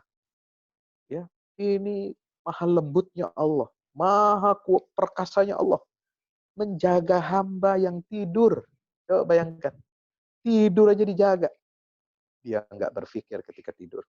Dia nggak merancang sesuatu bagaimana untuk melindungi dirinya. Ya, subhanallah. Dia tidak perlu cari makan, minum selama 300 tahun. Ini sebuah strategi, ya, sebuah perlindungan Allah yang sangat dahsyat. Ketika tidur dijaga ini para wali-wali Allah Subhanahu wa taala, subhanallah ya. Tidak ada yang lebih hebat dari penjagaan Allah. Kalau kita ingin melindungi diri, wah kita sudah melindungi diri ini ketika corona minimal kita sudah menyiapkan bahan makanan untuk sebulan ya. 2 minggu kita sudah borong itu dari mana? Dari supermarket, ya kan? Untuk melindungi kita harus berpikir keras ya, bagaimana menjaga kesehatan. Bagaimana mengkonsumsi makanan minuman, bagaimana social distancing, bagaimana mengantisipasi kita di PHK, ya, mengantisipasi kita kalau misalnya dipotong gaji kita, saudara, ya, teman-teman. Mungkin teman-teman di sana tidak merasakan seperti yang di sini, ya. Bagaimana ini krisis kesehatan ini menjadi krisis sosial dan ekonomi. Subhanallah, ini banyak yang di PHK. Yang masih kerja pun gajinya dipotong sekian persen ya karena kerja dari rumah katanya. Subhanallah ya. Yang punya usaha kuliner ya UMKM semua pada kolaps, pada tiarap ya. Tetangga saya ada yang biasa jualan ini macam-macam ya, daya beli menurun, akhirnya apa? Banting setir jualan yang lebih murah lagi ya, tidak bisa dia menjual yang makanan yang nikmat yang enak-enak tapi harganya di atas misalnya 15.000, nggak bisa orang sekarang. Itu di Jakarta ya. Di Jakarta. Apalagi di daerah yang tingkat ekonominya masih di bawah Jakarta. Subhanallah. Nah, ini kita harus putar otak. Kita harus kreatif. Kita harus ini, begini, begini, begini. Bagaimana menstabilkan perekonomian, bagaimana ketahanan keluarga, ketahanan ekonomi kita. Itu kita putar otak. Tapi Ashabul Kahfi, ya, 300 tahun tidak disuruh mikir sama Allah, tidak disuruh buat perencanaan lockdown 300 tahun. Bayangkan kalau mereka 300 tahun di situ, ya, dibiarkan ya, hidup gitu, hidup normal, ya, siang dia melek, gitu ya, bisa jalan kerja, lalu malamnya tidur. Kalau dia 300 tahun begitu, bagaimana saudara? Ya, bagaimana makannya, minumnya, sementara dia dikejar-kejar oleh tentara itu, pasukan yang setiap saat mengintai. Subhanallah. Allah kasih cara yang paling ringan, paling hebat untuk melindungi para kekasihnya ini. Ya, itulah kekuasaan dan kebesaran Allah Subhanahu wa taala. Tanpa mereka bekerja, tanpa mereka bersusah payah, tanpa mereka merancang ini itu, semua rezeki mereka ditanggung oleh Allah Subhanahu wa taala. Kenapa? Karena kesalehan, karena kekokohan imannya. Wa rabatna ala qulubihim idz qamu faqalu rabbuna rabbus samawati wal ard lan nad'u min dunihi ilah. Tidak akan kita menyembah selain Allah apapun harganya. Itu tekad mereka. Maka mereka diberikan apa? Rahmat oleh Allah. Fa'u ilal kahfi. Digiring sama Allah. Percayalah kepada pengaturan Allah, saudara. Ya, jangan mengandalkan pengaturan manusia. Ya, jangan mengandalkan kepada rencana Allah jauh lebih hebat. Ya, kita yakin itu. Fa'u ilal kahfi yansur lakum rabbukum min rahmatih. Di dalam goa saja yang enggak ada sumber-sumber kehidupan. Kalau diukur dengan ukuran materi, ukuran normal, Allah bisa berikan rizki kepada orang yang tertidur itu selama 300 tahun. Subhanallah. Ya, teman-teman yang dirahmati Allah Subhanahu wa taala, inilah hebatnya menjadi kekasih Allah, ya. Nah, dan yang terakhir apa? Teman-teman yang dirahmati Allah adalah kisah Ashabul Kahfi ini bertujuan untuk apa? Mengokohkan keimanan kepada Allah. Dialah satu-satunya pelindung hamba. Maka mohonlah pertolongan. Maka mohonlah pertolongan itu dengan apa? Dengan bersandar kepada Allah, ya, dan tidak menyekutukan Allah Subhanahu wa taala. Nah, itu ayat 26 ini terakhir, ya. Apa kata Allah di situ? Qulillahu a'lamu bima labithu lahu ghaibus samawati wal ard absir bihi wa asmi. Ma lahum min dunihi min waliyyin wa la yusyriku fi hukmihi ahada. Ini pesan di akhir kisah Ashabul Kahfi. Pentingnya kita apa? Mengesahkan Allah. Jangan cari perlindungan kecuali kepada selain Allah Subhanahu wa taala. Ya, ma lahum min dunihi min wali wa la yusyriku fi hukmihi ahada. Dan Allah di situ menyinggung, jangan sekali-kali hamba Allah ini menyekutukan Allah dalam apa? Dalam hukumnya, dalam ketetapannya, dalam takdirnya, dalam semua ujian, musibah, semua itu adalah karena kekuasaan Allah Subhanahu wa taala. Karena Allah yang mengizinkan. Kita tidak boleh suudzon kepada Allah. Nauzubillah, subhanauzubillah min zalik. Ya, suudzon kepada makhluk aja nggak boleh, apalagi suudzon kepada Allah. Itu disebutnya zonnus sau. Alaihim dairatus sau wa ghadiballahu alaihim wa la'anahum wa a'adda lahum adzaban azima. Ya, itulah zonnul jahiliyah. Seperti dalam surat Al-Imran ayat 154 itu apa mengatakan? Tsumma anzalallahu alaikum min ba'dil ghammi amanatan yughashshikum. Ya, qad ahammathum anfusuhum. Ya. Qad ahammathum anfusuhum wa zannu. Ya, apa? Yazunnuna billahi ghairal haqqi dhannal jahiliyah. Yaquluna hal lana minal amri min syai'? Qul innal amra kullahu lillah. Ya, subhanallah. Silakan dibaca. Ini jangan sampai kita suudzon kepada Allah, tidak percaya kepada takdir Allah, ya, menjelekkan, ya, qada dan qadar Allah Subhanahu wa taala. Kita suudzon kepada Allah, itu adalah seburuk-buruknya akhlak seorang hamba terhadap Allah Subhanahu wa taala. Demikian, wallahu a'lam bishawab. Mudah-mudahan bermanfaat bagi kita semuanya. Aqulu qouli hadza astaghfirullah li wa lakum. Assalamualaikum warahmatullahi wabarakatuh.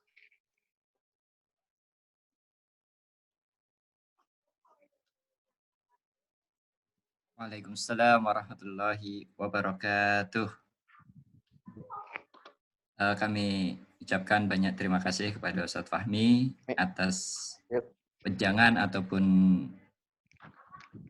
hikmah kandungan yang berada dalam Al-Quran, khususnya dalam surat Al-Kahfi. Maka benar firman Allah Subhanahu wa taala sebagaimana dalam surat Al-Baqarah, "Dzalikal kitabu la raiba fihi hudal lil muttaqin." Kitab Al-Quran ini tidak ada keraguan padanya dan jadi petunjuk bagi yang bertakwa. Mudah-mudahan kita itu kan pembukaan aja. Kita diberikan keberkahan dan juga memberikan manfaat apa yang telah disampaikan oleh Ustadz Fahmi untuk kita semua.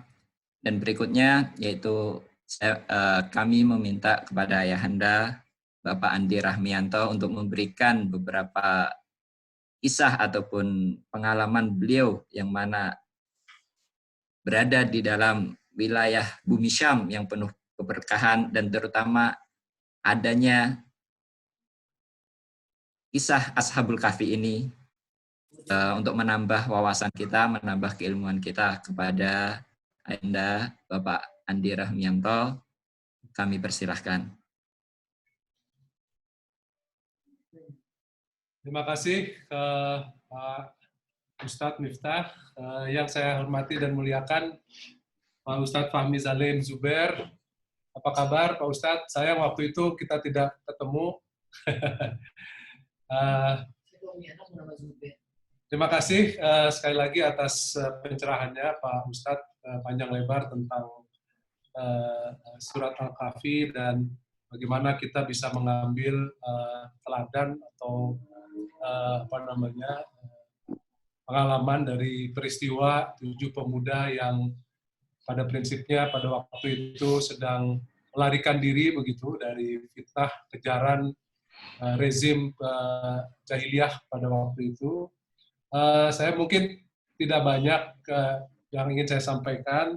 Jadi bercermin dari penjelasan tadi oleh Pak Ustadz, ada beberapa pelajaran yang bisa kita ambil dikaitkan dengan sekarang ini di saat kita sedang menghadapi pandemi COVID-19, ya, baik di Yordania maupun juga di tanah air.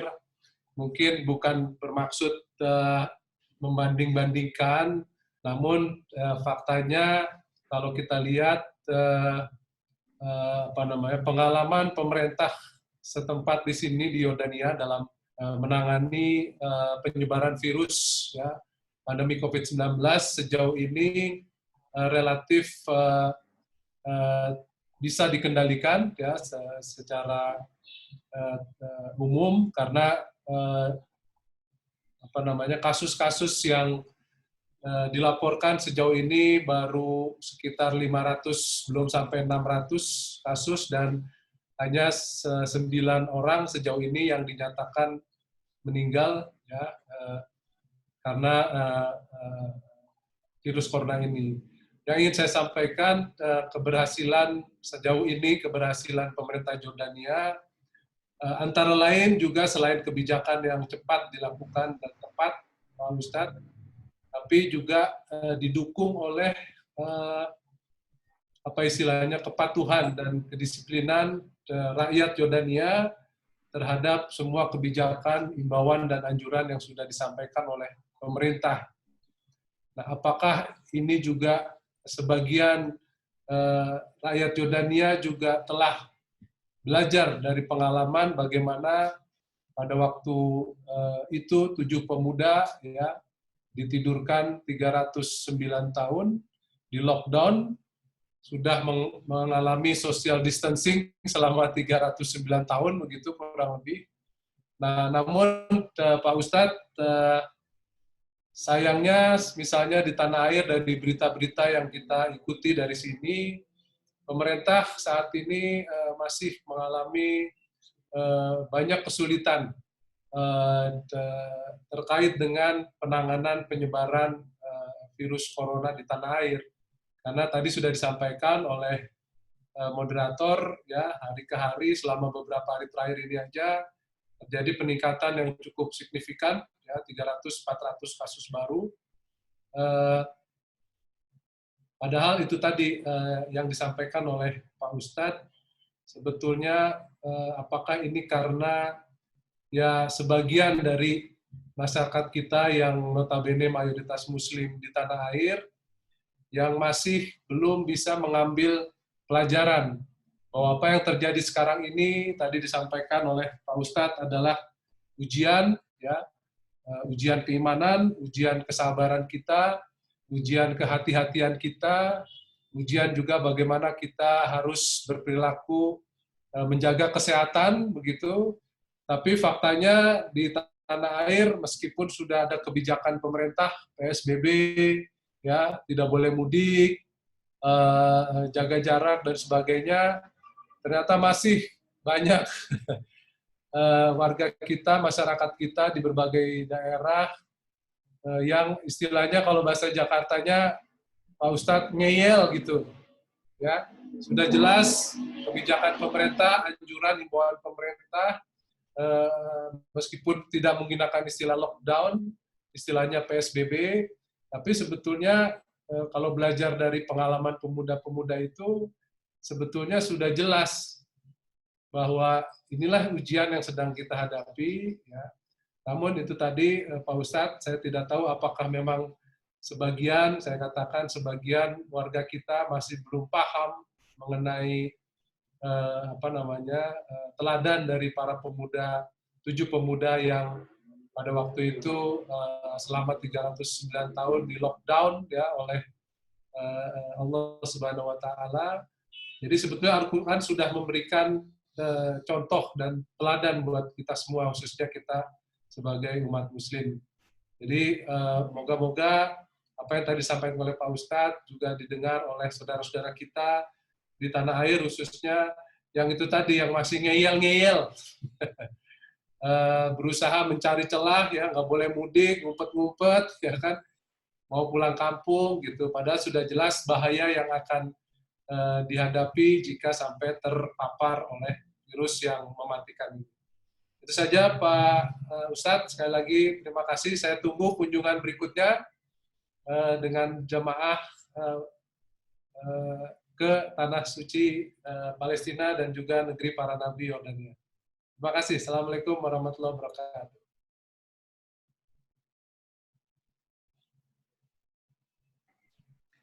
Waalaikumsalam warahmatullahi wabarakatuh.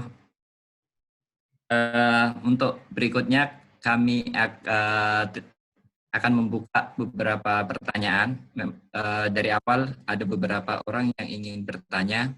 Mungkin kita akan membuka dulu 3 orang untuk bertanya. Salah satunya sudah ingin bertanya yaitu Ustadz Afrizal. Kepada Ustadz Afrizal, kami persilahkan. Mungkin bisa diaktifkan videonya untuk bisa bertatap muka langsung dengan Ustadz Fahmi Salim. Ya, udah nampak ya? Ya, terima kasih. Assalamualaikum warahmatullahi wabarakatuh. Terima kasih moderator, juga terima kasih kepada Ustadz Fahmi Salim Zubair, ya, pembahasan yang cukup menarik ya. Perkenalkan Ustadz, nama saya Afrizal TW, mahasiswa S3 di Universitas Islam Yordania, Wise University, satu angkatan juga sama Ustadz Miftah. Ustadz, ada beberapa mungkin yang ketika saya melihat pembahasan kita pada sore hari ini meneladani kisah Ashabul Kahfi pada masa-masa pandemi, bisakah terjadi? Tapi kalau misalnya melihat daripada kisah Ashabul Kahfi sendiri, ketika diceritakan, mereka itu kan orang-orang yang lari ke gua ingin menyelamatkan akidah. Sementara kalau misalnya kita perhatikan pandemi sekarang itu, secara sepintas mungkin tidak ada terkait sama akidah. Kalau kita misalkan ingin melebarkan lagi, misalkan seperti Ashabul Kahfi lah, mau tidak mau ini akan menyinggung namanya, kalau misalnya yang viral sekarang itu yang seperti ada disebut orang teori konspirasi lah, ya biar agak seru dikit kan. Teori konspirasi, ketika misalkan ada suatu teori konspirasi yang mana dikaitkan dengan Zionis lah, Rothschild, Rockefeller dan segalanya yang berdiri di atas itu, dengan rusaknya misalkan tatanan dunia, itulah bahasa mereka. Meskipun saya sendiri ketika melihat teori konspirasi itu tidak semuanya saya tolak, tidak semuanya saya terima, tidak semuanya pula saya tolak.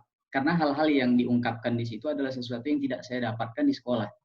Dan nalar yang mereka gunakan sangat menarik ya. Seperti misalkan seperti nanti ketika mereka membuat tatanan dunia baru atau apalah itu. Saya tidak terlalu tertarik ke situ. Tapi dengan Ashabul Kahfi ini yang ingin menyelamatkan akidah, ketika kita kaitkan dengan zaman yang akan mungkin terjadi ketika adanya malhamah kubro nanti, apakah mungkin seperti ada tawaran yang namanya mendirikan kampung muslim? Karena sebagaimana yang mereka dengung-dengungkan itu adalah bahwasanya seperti misalnya kita kaitkan masalah ekonomi, keuangan dengan mata uang sama uang itu beda. Rupiah atau dolar yang kita pegang itu mata uang, bukan uang kan? Sementara emas itu uang gitu dan sebagainya. Mungkin tidak, misalkan dengan adanya misalnya namanya kampung muslim meneladani dengan Ashabul Kahfi ini. Karena kalau misalnya kita kaitkan juga dengan lockdown itu, saya rasa ya belum seperti Ashabul Kahfi juga. Ya Zat ya, mohon maaf, belum seperti Ashabul Kahfi juga.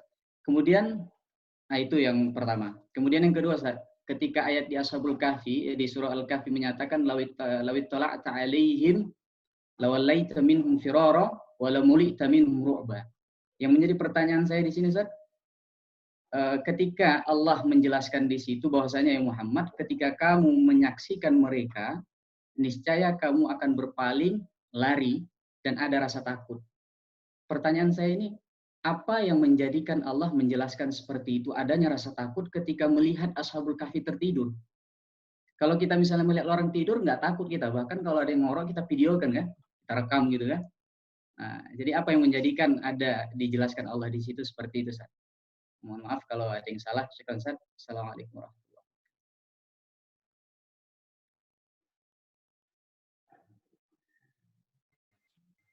Waalaikumsalam warahmatullahi wabarakatuh. Terima kasih Ustaz Afrizal. Mungkin bisa dijawab dulu atau kita tambah pertanyaan lagi Ustaz Fahmi?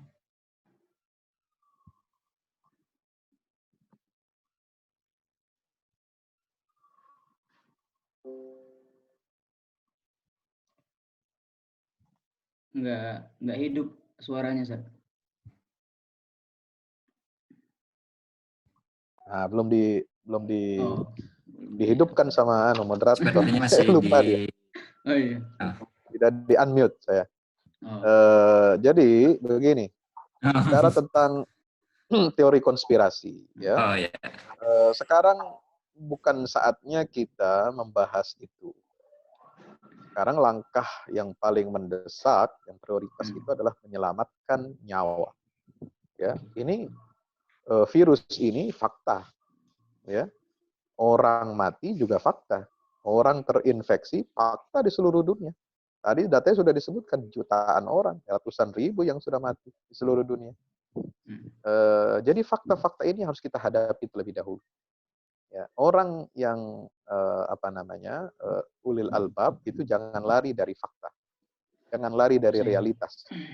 Ya, orang kalau hanya fokus bicara tentang konspirasi lalu menjadikan itu sebagai pembenaran. Oh ini konspirasi orang musuh Islam, ya, untuk menjauhkan umat Islam dari masjid. Loh, faktanya bukan, ya, yang terjadi begini bukan hanya umat Islam, ya, dipisahkan dari masjid, semua penganut umat beragama.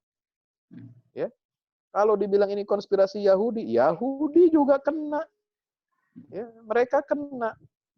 Kalau ini konspirasi Kristen terhadap umat Islam, mereka justru lebih banyak lagi korbannya.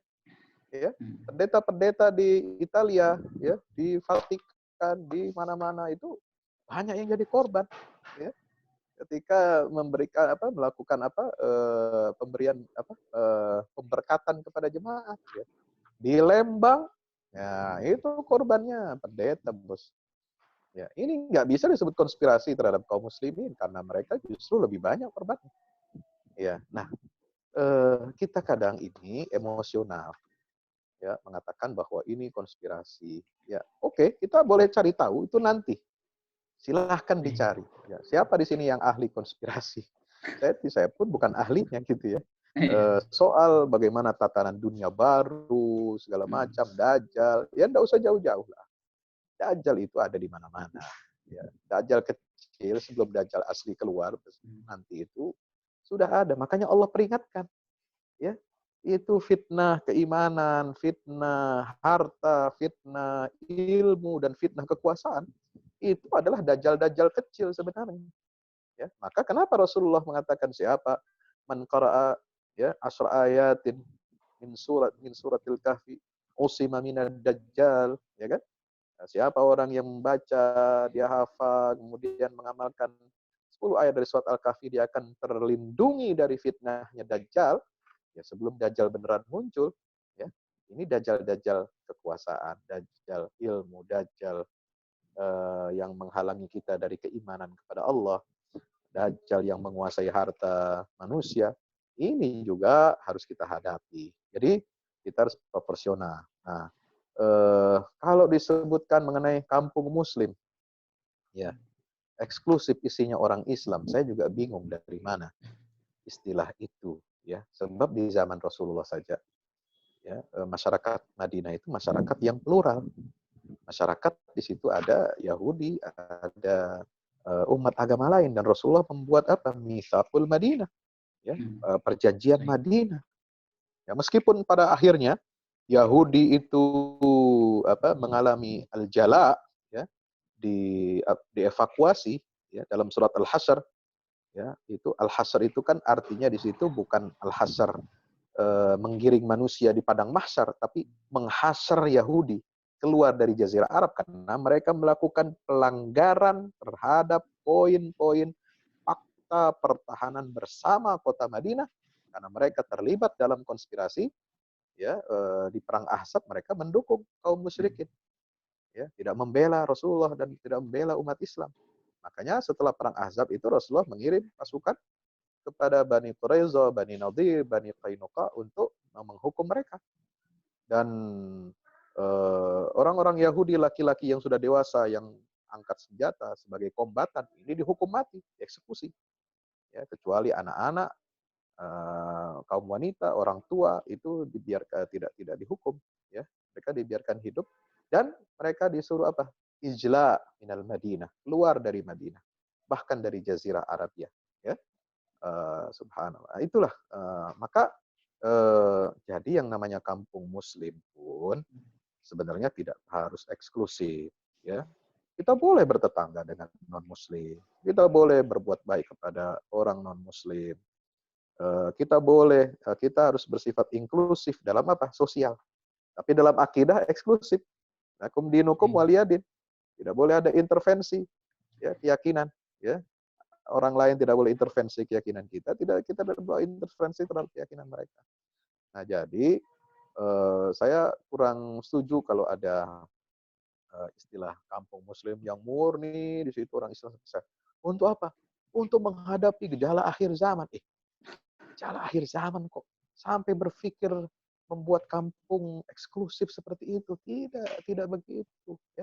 Dakwah amar ma'ruf nahi mungkar ini, ya, bersifat apa? Bersifat global, ya, pergaulan kita harus luas.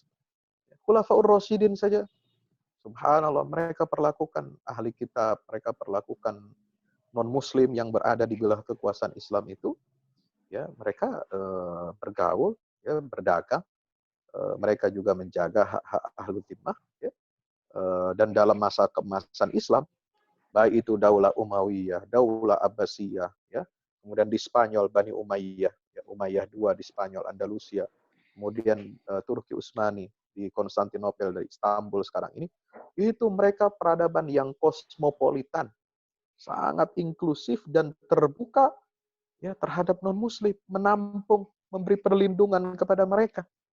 Ya, ketika mereka mengalami inkuisisi, ya, keluar dari Andalusia, terakhir kerajaan Islam Granada, ya, muslim dibantai atau dipaksa konvert agama menjadi Nasrani, ya, kalau tidak mau dia pilihannya dua, mau mati dibunuh atau keluar dari Spanyol, ya. Apa yang terjadi?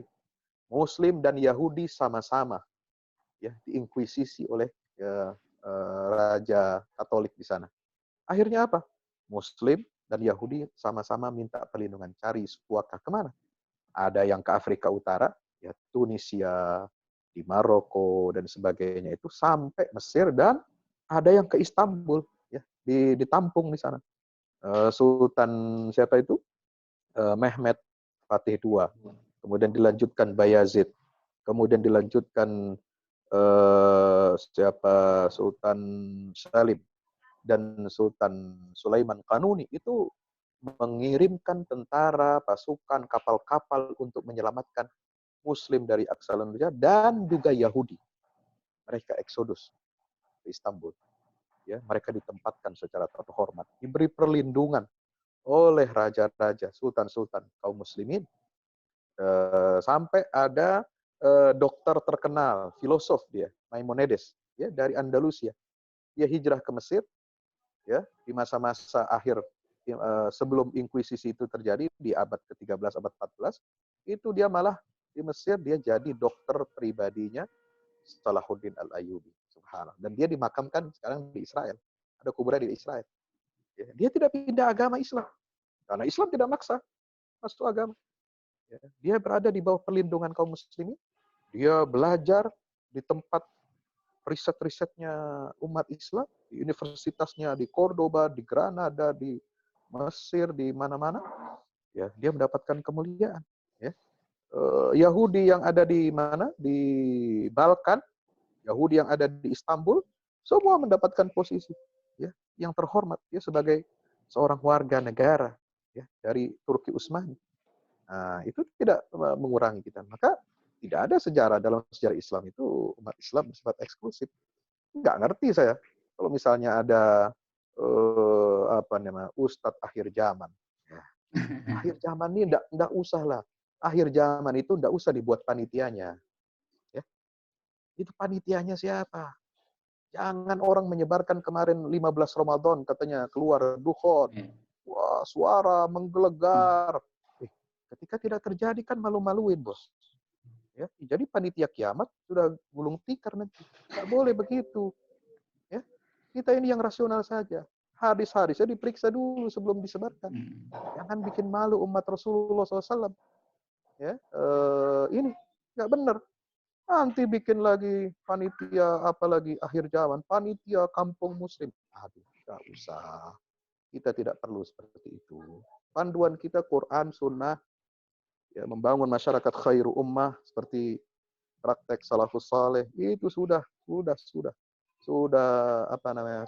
paling top sudah. Nggak usah kita macam-macam. Ya, akhir zaman jangan jadi komoditas. Akhir zaman kita harus waspada. Jaga diri, jaga keluarga. Jangan sampai terjerumus kepada hal-hal yang seperti dilakukan oleh Dajjal. Ya, mengajak kepada kesesatan seolah-olah dia adalah surga, mengajak kepada neraka seolah-olah itu adalah surga. Nauzubillah min dzalik, ya. Jadi saya kira begitu, Ustaz. Allah a'lam bishawab. Terima kasih. Yang keduanya, Ustaz? Apa itu? Oh, yang tadi lawit tala'ta alaihim. Ya, maaf. Lawallaita minhum firara wala muli'ta minhum ru'bah. Nah, itu kan sebenarnya itu seandainya, ya. Lawit talat, seandainya engkau menilik mereka, ya. Nah, itulah bagaimana Allah menjaga Ashabul Kahfi ini. Jadi, dalam kondisi mereka tertidur itu, ya, Allah berikan orang tidak berani mendekat. Ada rasa takut. Ya, kenapa? Karena mungkin ada aura di situ. Ya, Allah jaga, apalagi ada anjingnya di situ. Ya, anjingnya sudah ya galak, ya, menggonggong, ya. Dan ada orang di situ mungkin, ini anjingnya saja sudah satu galak, tidak bisa didekati, apalagi kita masuk ke sana. Nah, nanti kita bisa dibunuh ramai-ramai di dalam gua itu. Nah, itu cara Allah menolong mereka. Nah, sama seperti misalnya Rasulullah itu, ya, kata Nabi SAW, nusirtu, ya, aku ini diberi pertolongan oleh Allah masirata syahrin. Sebelum bertemu dengan pasukan musuh, sebulan sebelum perang, itu Allah sudah memberikan rasa takut kepada musuh-musuh itu. Ya, takut kepada Rasul dan kaum muslimin. Ya, seolah-olah mereka ini sakti mandraguna gitu, ya. Kemudian di dalam ayat Al-Quran itu juga dikatakan, ada ayat surat Al-Anfal kalau tidak salah itu, ya. Ditampakkan wa yuqallilukum fi a'yunihim. Ya kan? Allah membuat seolah-olah ini yuqalliluhum fi a'yunikum. Ya. Musuh itu yang jumlahnya banyak ditampakkan sedikit kepada orang beriman. Tapi sebaliknya, musuh melihat kita walaupun sedikit, itu ditampakkan jumlahnya besar. Sehingga mereka merasa ketakutan. Nah inilah, Allah itu bisa memberikan pertolongan, nusirtu ya, birru'bi masirata syahrin, kata Nabi SAW. Ya, kemudian Allah membuat nampak pasukan kecil di mata mereka, musuh itu menjadi besar. Ya, mereka ketakutan. Itulah cara Allah menolong para kekasihnya yang membela agama Allah Subhanahu wa taala. Wallahu a'lam bishawab. Jazakumullah khair. Ustaz.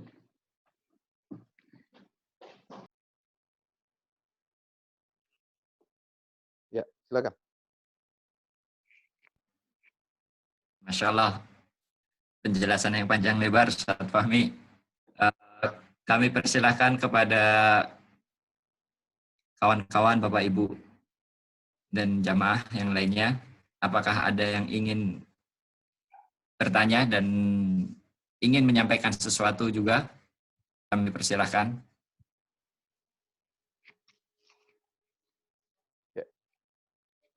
Yes. Ustaz Ismu Ridho, yang mahasiswa S3 dalam bidang ilmu Quran, apakah ingin menambahkan atau ingin bertanya juga? Ya, masih ada? Ada mudakhalat. Saya lebih senang kalau ada yang mau sharing. Ya, jangan bertanya terus. Sepertinya sudah tidak ada, Ustaz Fahmi. Siap. Iya. Di sini bersama dengan kita mahasiswa S3 Ustaz Fahmi di Yarmouk University, bidang ilmu Quran juga. Masya Allah.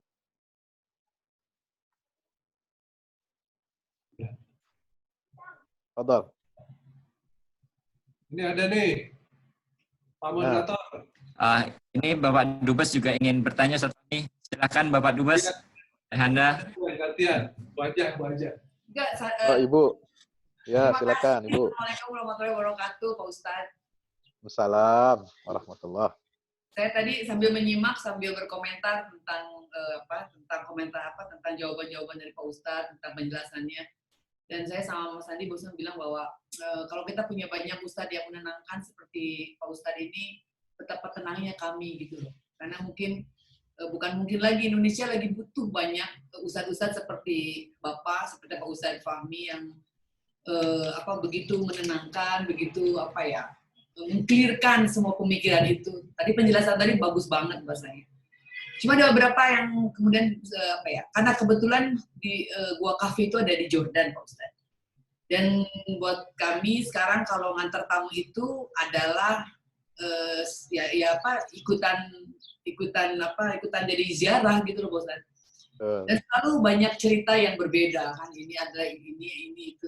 Tapi saya pikir semakin banyak orang bercerita, itu semakin memperkaya khasanah kami tentang tempat-tempat tersebut.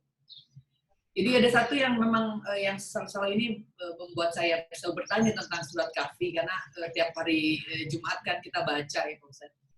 Bahwa selain ada cerita tentang Gua Kahfi tersebut, Ashabul Kahfi, tidak ada cerita tentang dua pemilik kebun yang tadi luar biasa juga. Kemudian ada cerita tentang Nabi Musa dan Nabi Khidir, satu lagi tentang Zulkarnain. Semua 4 kisah itu buat saya kisah yang luar biasa. Dalam satu surat dikemas, 4-4-nya memang bagus banget isinya gitu. Walaupun kemudian ada sedikit pertanyaan tentang surat Al-Kahfi tersebut, bahwa bagaimana kisahnya seorang suruh sama Allah untuk bertemu dengan Nabi Khidir. Ada yang bilang bahwa karena kata Nabi Musa selalu merasa bahwa dia tahu semua, dan akhirnya dia dipertemukanlah dengan Nabi Khidir yang membuat dia kehilangan kesabaran dan kehilangan akal dengan apa yang terjadi. Bahwa memang manusia itu di atas langit ada langit, Pak Ustaz. Nabi Khidir dengan ilmu ladunia memang luar biasa, dia menerangkan banyak hal, dan akhirnya Nabi Musa pun hanya bisa bertahan dengan 3 pertanyaan, dengan tiga kejadian, dan akhirnya Nabi Khidir menyatakan bahwa Nabi Musa tidak sudah cukup sampai di situ. Dihubungkan dengan COVID ini juga buat saya adalah memang mungkin bisa terjadi gitu loh, bahwa ada beberapa kejadian yang memang harus kita menarik diri lah sekarang. Kita harus menarik diri bermuhasabah akhirnya. 7 minggu kami, 50 hari kami ada di dalam rumah. Tidak mudah sebetulnya, tapi tergantung kita memaknainya, Pak Ustadz. Kita memaknainya dengan disuruh apa saya sama Allah untuk diam di sini? Apa yang Allah mau dari seorang saya? Saya disuruh apa? Saya disuruh bagaimana dengan situasi ini? Ketakutan, ya. Saya punya anak remaja yang sedang berkarir. Tadi kata Pak Ustadz, banyak banget kemungkinannya. Betul, Pak Ustadz. Sehingga akhirnya kejadian ini membuat kami semakin menarik, semakin menundukkan diri, semakin bersujud dalam minta tolong, minta ampun. Apapun kami baca, apapun kami lahap, gitu. Doa apapun kami baca sekarang, gitu. Ini semata-mata. Tadi kalau bicara tentang Mas Afrizal yang tentang konspirasi, betul saya sama Pak Ustadz setuju bahwa bukan saatnya kita memikirkan itu sekarang. Bahwa COVID itu fakta, ya. Bahwa kita harus memikirkan sesuatu menghadapi fakta ini, iya. Bahwa yang meninggal itu beratus ribu, iya. Bahwa anak saya tinggal di New York dan satu hari bisa 2.000 orang meninggal, iya. Dan saya takut, iya. Saya takut sekali. Jadi memang akhirnya kita berpikir sebagai manusia untuk berusaha itu loh. Jadi tadi penjelasan Pak Ustadz buat saya sungguh luar biasa. Bagus banget gitu loh. Mudah-mudahan banyak orang yang mendengarkan penjelasan dari seperti ustadz-ustadz seperti Bapak gitu yang luar biasa. Jadi pertanyaan justru buat saya adalah dengan COVID ini dan akhirnya kita ditarik ke dalam oleh Allah, disuruh diam, disuruh tafakur, disuruh bermuhasabah tentang diri kita. Buat saya adalah saya harus apa? Saya ini siapa? Apa daya saya? Apa mampu saya? Ternyata jawabannya saya nggak mampu apa-apa, saya nggak berdaya. Jadi itu saya dari sini saya doa sebisa-bisanya, saya baca sebaca-bacanya, saya cari ilmu semampu saya, dan saya lebih ini lagi buat saya adalah bahwa saya belajar betul tentang pemerintah bilang ini, ya saya berhusnuzon pada pemerintah. Seperti lagi-lagi ilmu yang diajarkan Rasulullah bahwa mentaati pemimpin adalah bagian dari keimanan kita. Seperti itu Pak Ustadz. Jadi buat saya terima kasih banyak penjelasan yang tadi diberikan luar biasa dan mohon pencerahan buat saya tentang apa yang buat saya muhasabah saya dan tafakur saya tentang kondisi sekarang ini. Terima kasih. Ya, sama-sama Ibu. Sama-sama Bu Dubes, ya luar biasa. Kita semua merasakan, ya, semua merasakan. Ya, bukan hanya ibu yang punya anak sedang karir, belajar di New York, yang kondisinya, masya Allah, menakutkan sekali di sana. Ya, bahkan ketua pengurus Masjid Indonesia Al Hikmah di New York itu juga wafat karena COVID. Ya, Pak Jumena, lupa saya namanya. Itu subhanallah, banyak ya yang seperti ini. Dokter-dokter muslim di Inggris, di Amerika, mereka berjuang untuk membantu para pasien COVID ini juga, mereka juga gugur sebagai syuhada. Ya, itulah hikmahnya. Maka itu kenapa di dalam surat Al-Kahfi itu ya Allah bicara tentang takdir, ya. Itu direpresentasikan oleh Nabi Khidir, bicara tentang ilmu manusia direpresentasikan oleh Musa alaihissalam. Ya itu pasti ada hikmahnya. Kita harus siap menerima. Ketika misalnya ada kapal dilubangi, itulah simbol kehidupan kita ini diibaratkan dengan kapal. Ya, jadi kapal kehidupan kita ini kita harus siap-siap satu waktu, satu saat tanpa kita prediksi itu bisa dilubangi sama Allah kapanpun. Ya, kita nggak bisa memprediksi dan tidak bisa menolak takdir itu. Dan ternyata ada hikmahnya supaya kita jadi lebih kuat, ya, supaya kita jadi lebih siap-siap, supaya kita punya ketahanan. Ya, selama ini mungkin kita menganggap udah nikmat hidup kita enak seperti ini, ya. Tapi ternyata kita diuji dengan makhluk super kecil ini, ternyata kita masih banyak sekali ya, apa yang kita katakan pertahanan kita itu ternyata sangat lemah sekali. Ekonomi kita masih sangat lemah, sosial kita lemah, ya, mengandalkan pekerjaan juga tidak, itu lemah sekali. Ya, sekarang apa yang dilakukan adalah berserah pada Allah Subhanahu wa taala. Percaya dengan pengaturan Allah, dengan tadbir Allah Subhanahu wa taala, ya. Bicara tentang kematian, bicara tentang apa itu tembok yang runtuh, ya, lalu dibangun lagi, itu semua hikmah dari Allah Subhanahu wa taala. Makanya apa namanya? Semua ini terkena, lapisan masyarakat terkena dampaknya. Ya, termasuk ustadz, guru ngaji, semua.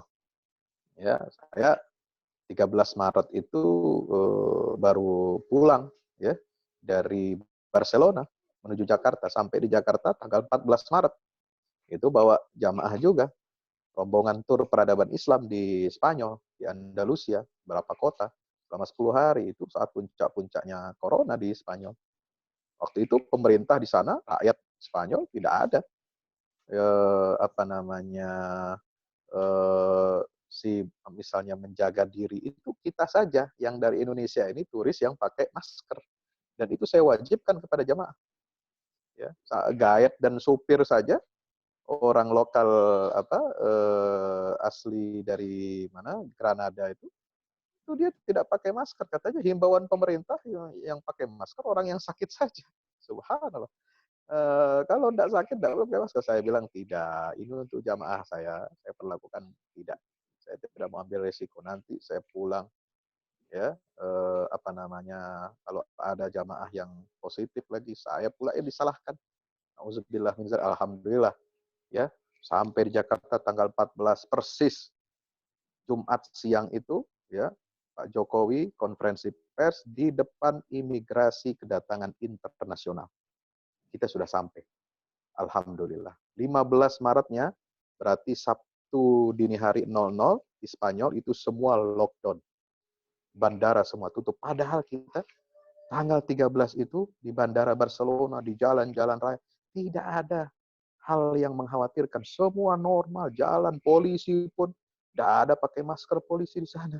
Sampai tanggal 15 tiba-tiba langsung lockdown. Subhanallah, itu sudah ribuan kasusnya ternyata.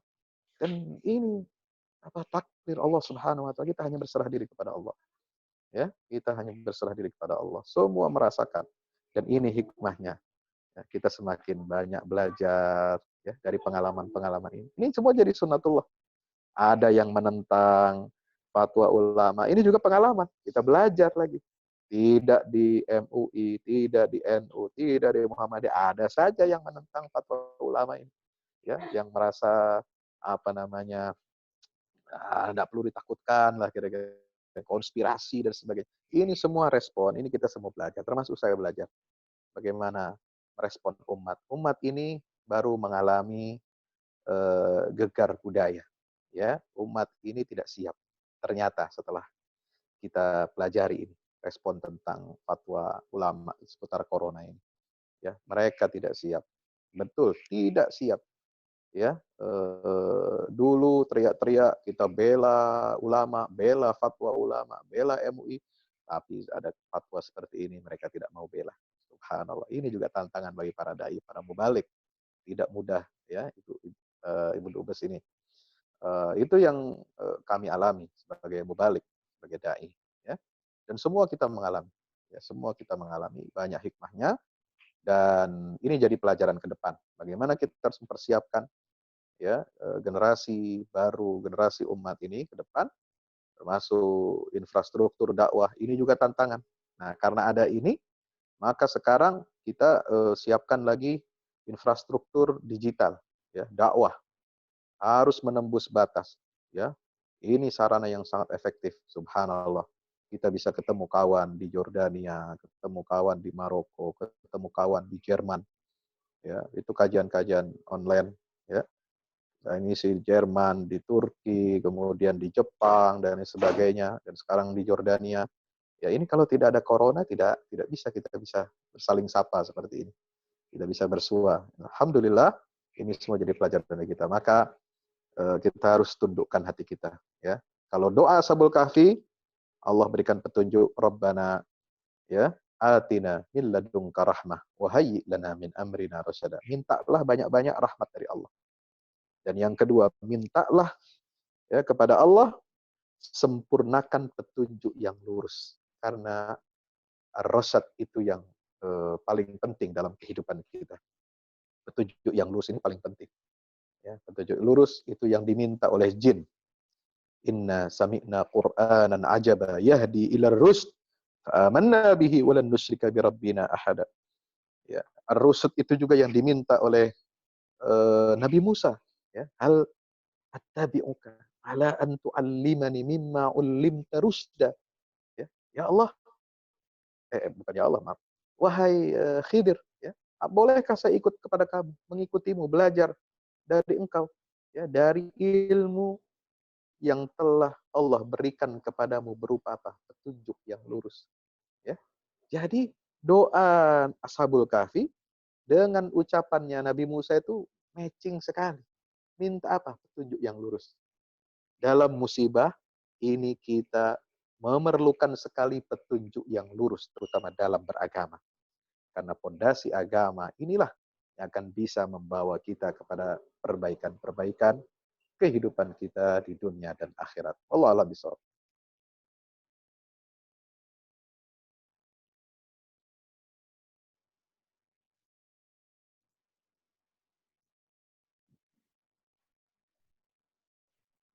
Ya, Mas Afid, siapa? Pak Moderator. Oh ya, ya, ya Ustaz Fahmi. Terima kasih Ustaz atas ya.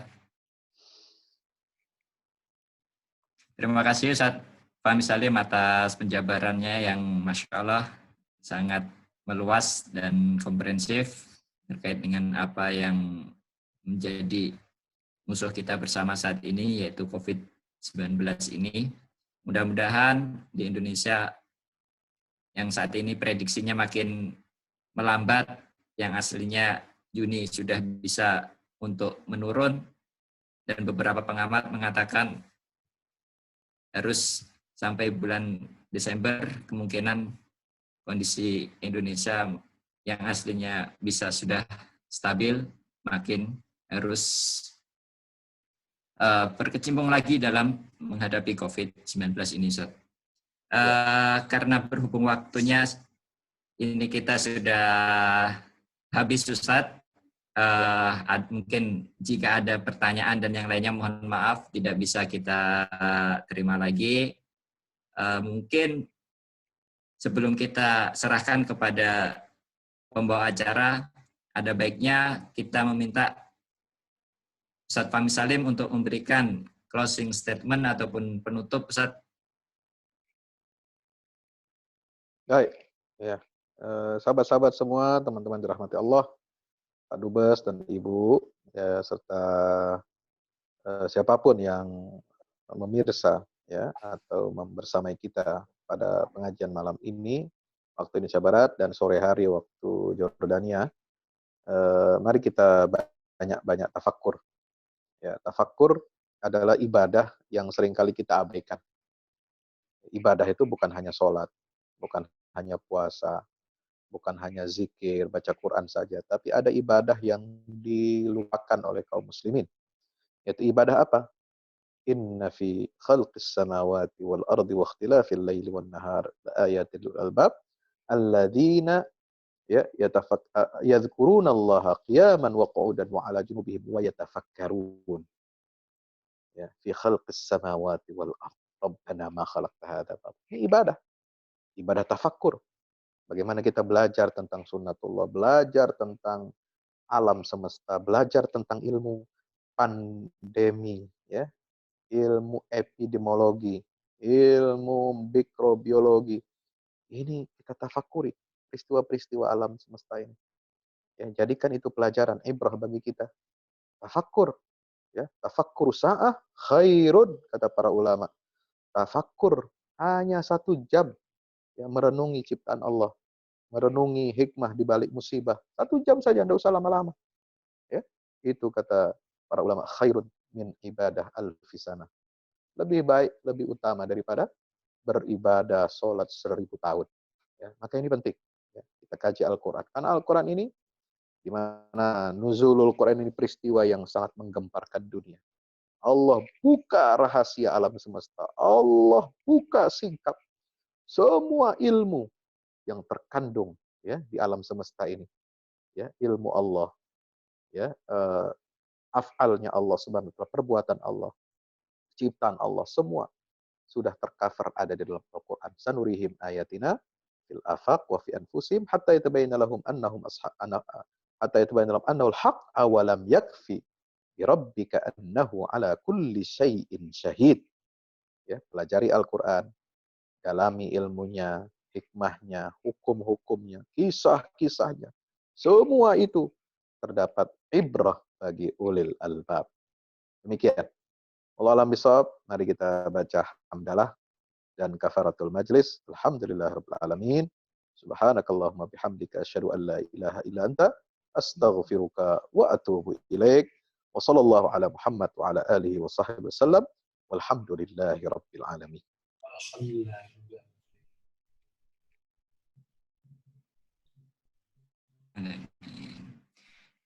Alhamdulillahirabbil alamin. Terima kasih Ustaz Fahmi. Terima kasih juga kepada Bapak Dubes dan Ibu Dubes atas partisipasinya dalam kajian diskusi online PCIM Yordania pada sesi yang kedua kali ini.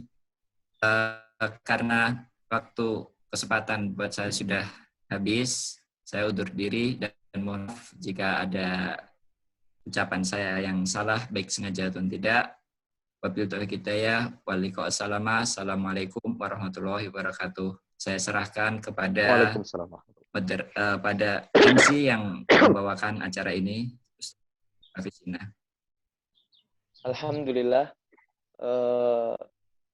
Akhirnya kita sudah melewati acara demi acara pada diskusi online pada sore hari ini, waktu Jordania. Maka sampailah kita pada acara pamungkas, yaitu penutupan. Marilah bersama-sama kita tutup diskusi online kali ini dengan bacaan hamdalah dan doa kafaratul majlis bersama-sama. Alhamdulillah.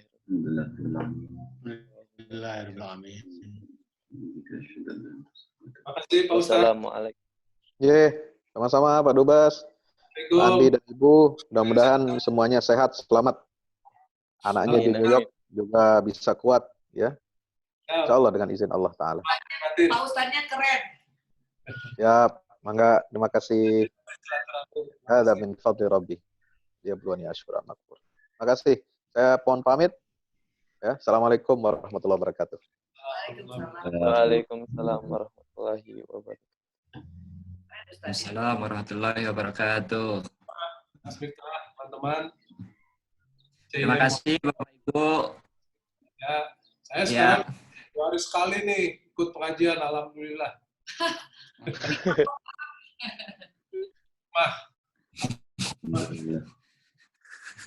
Bulan suci Ramadan tahun ini alhamdulillah. Luar biasa banyak hikmahnya Pak ya. Banyak hikmah, banyak pengajian.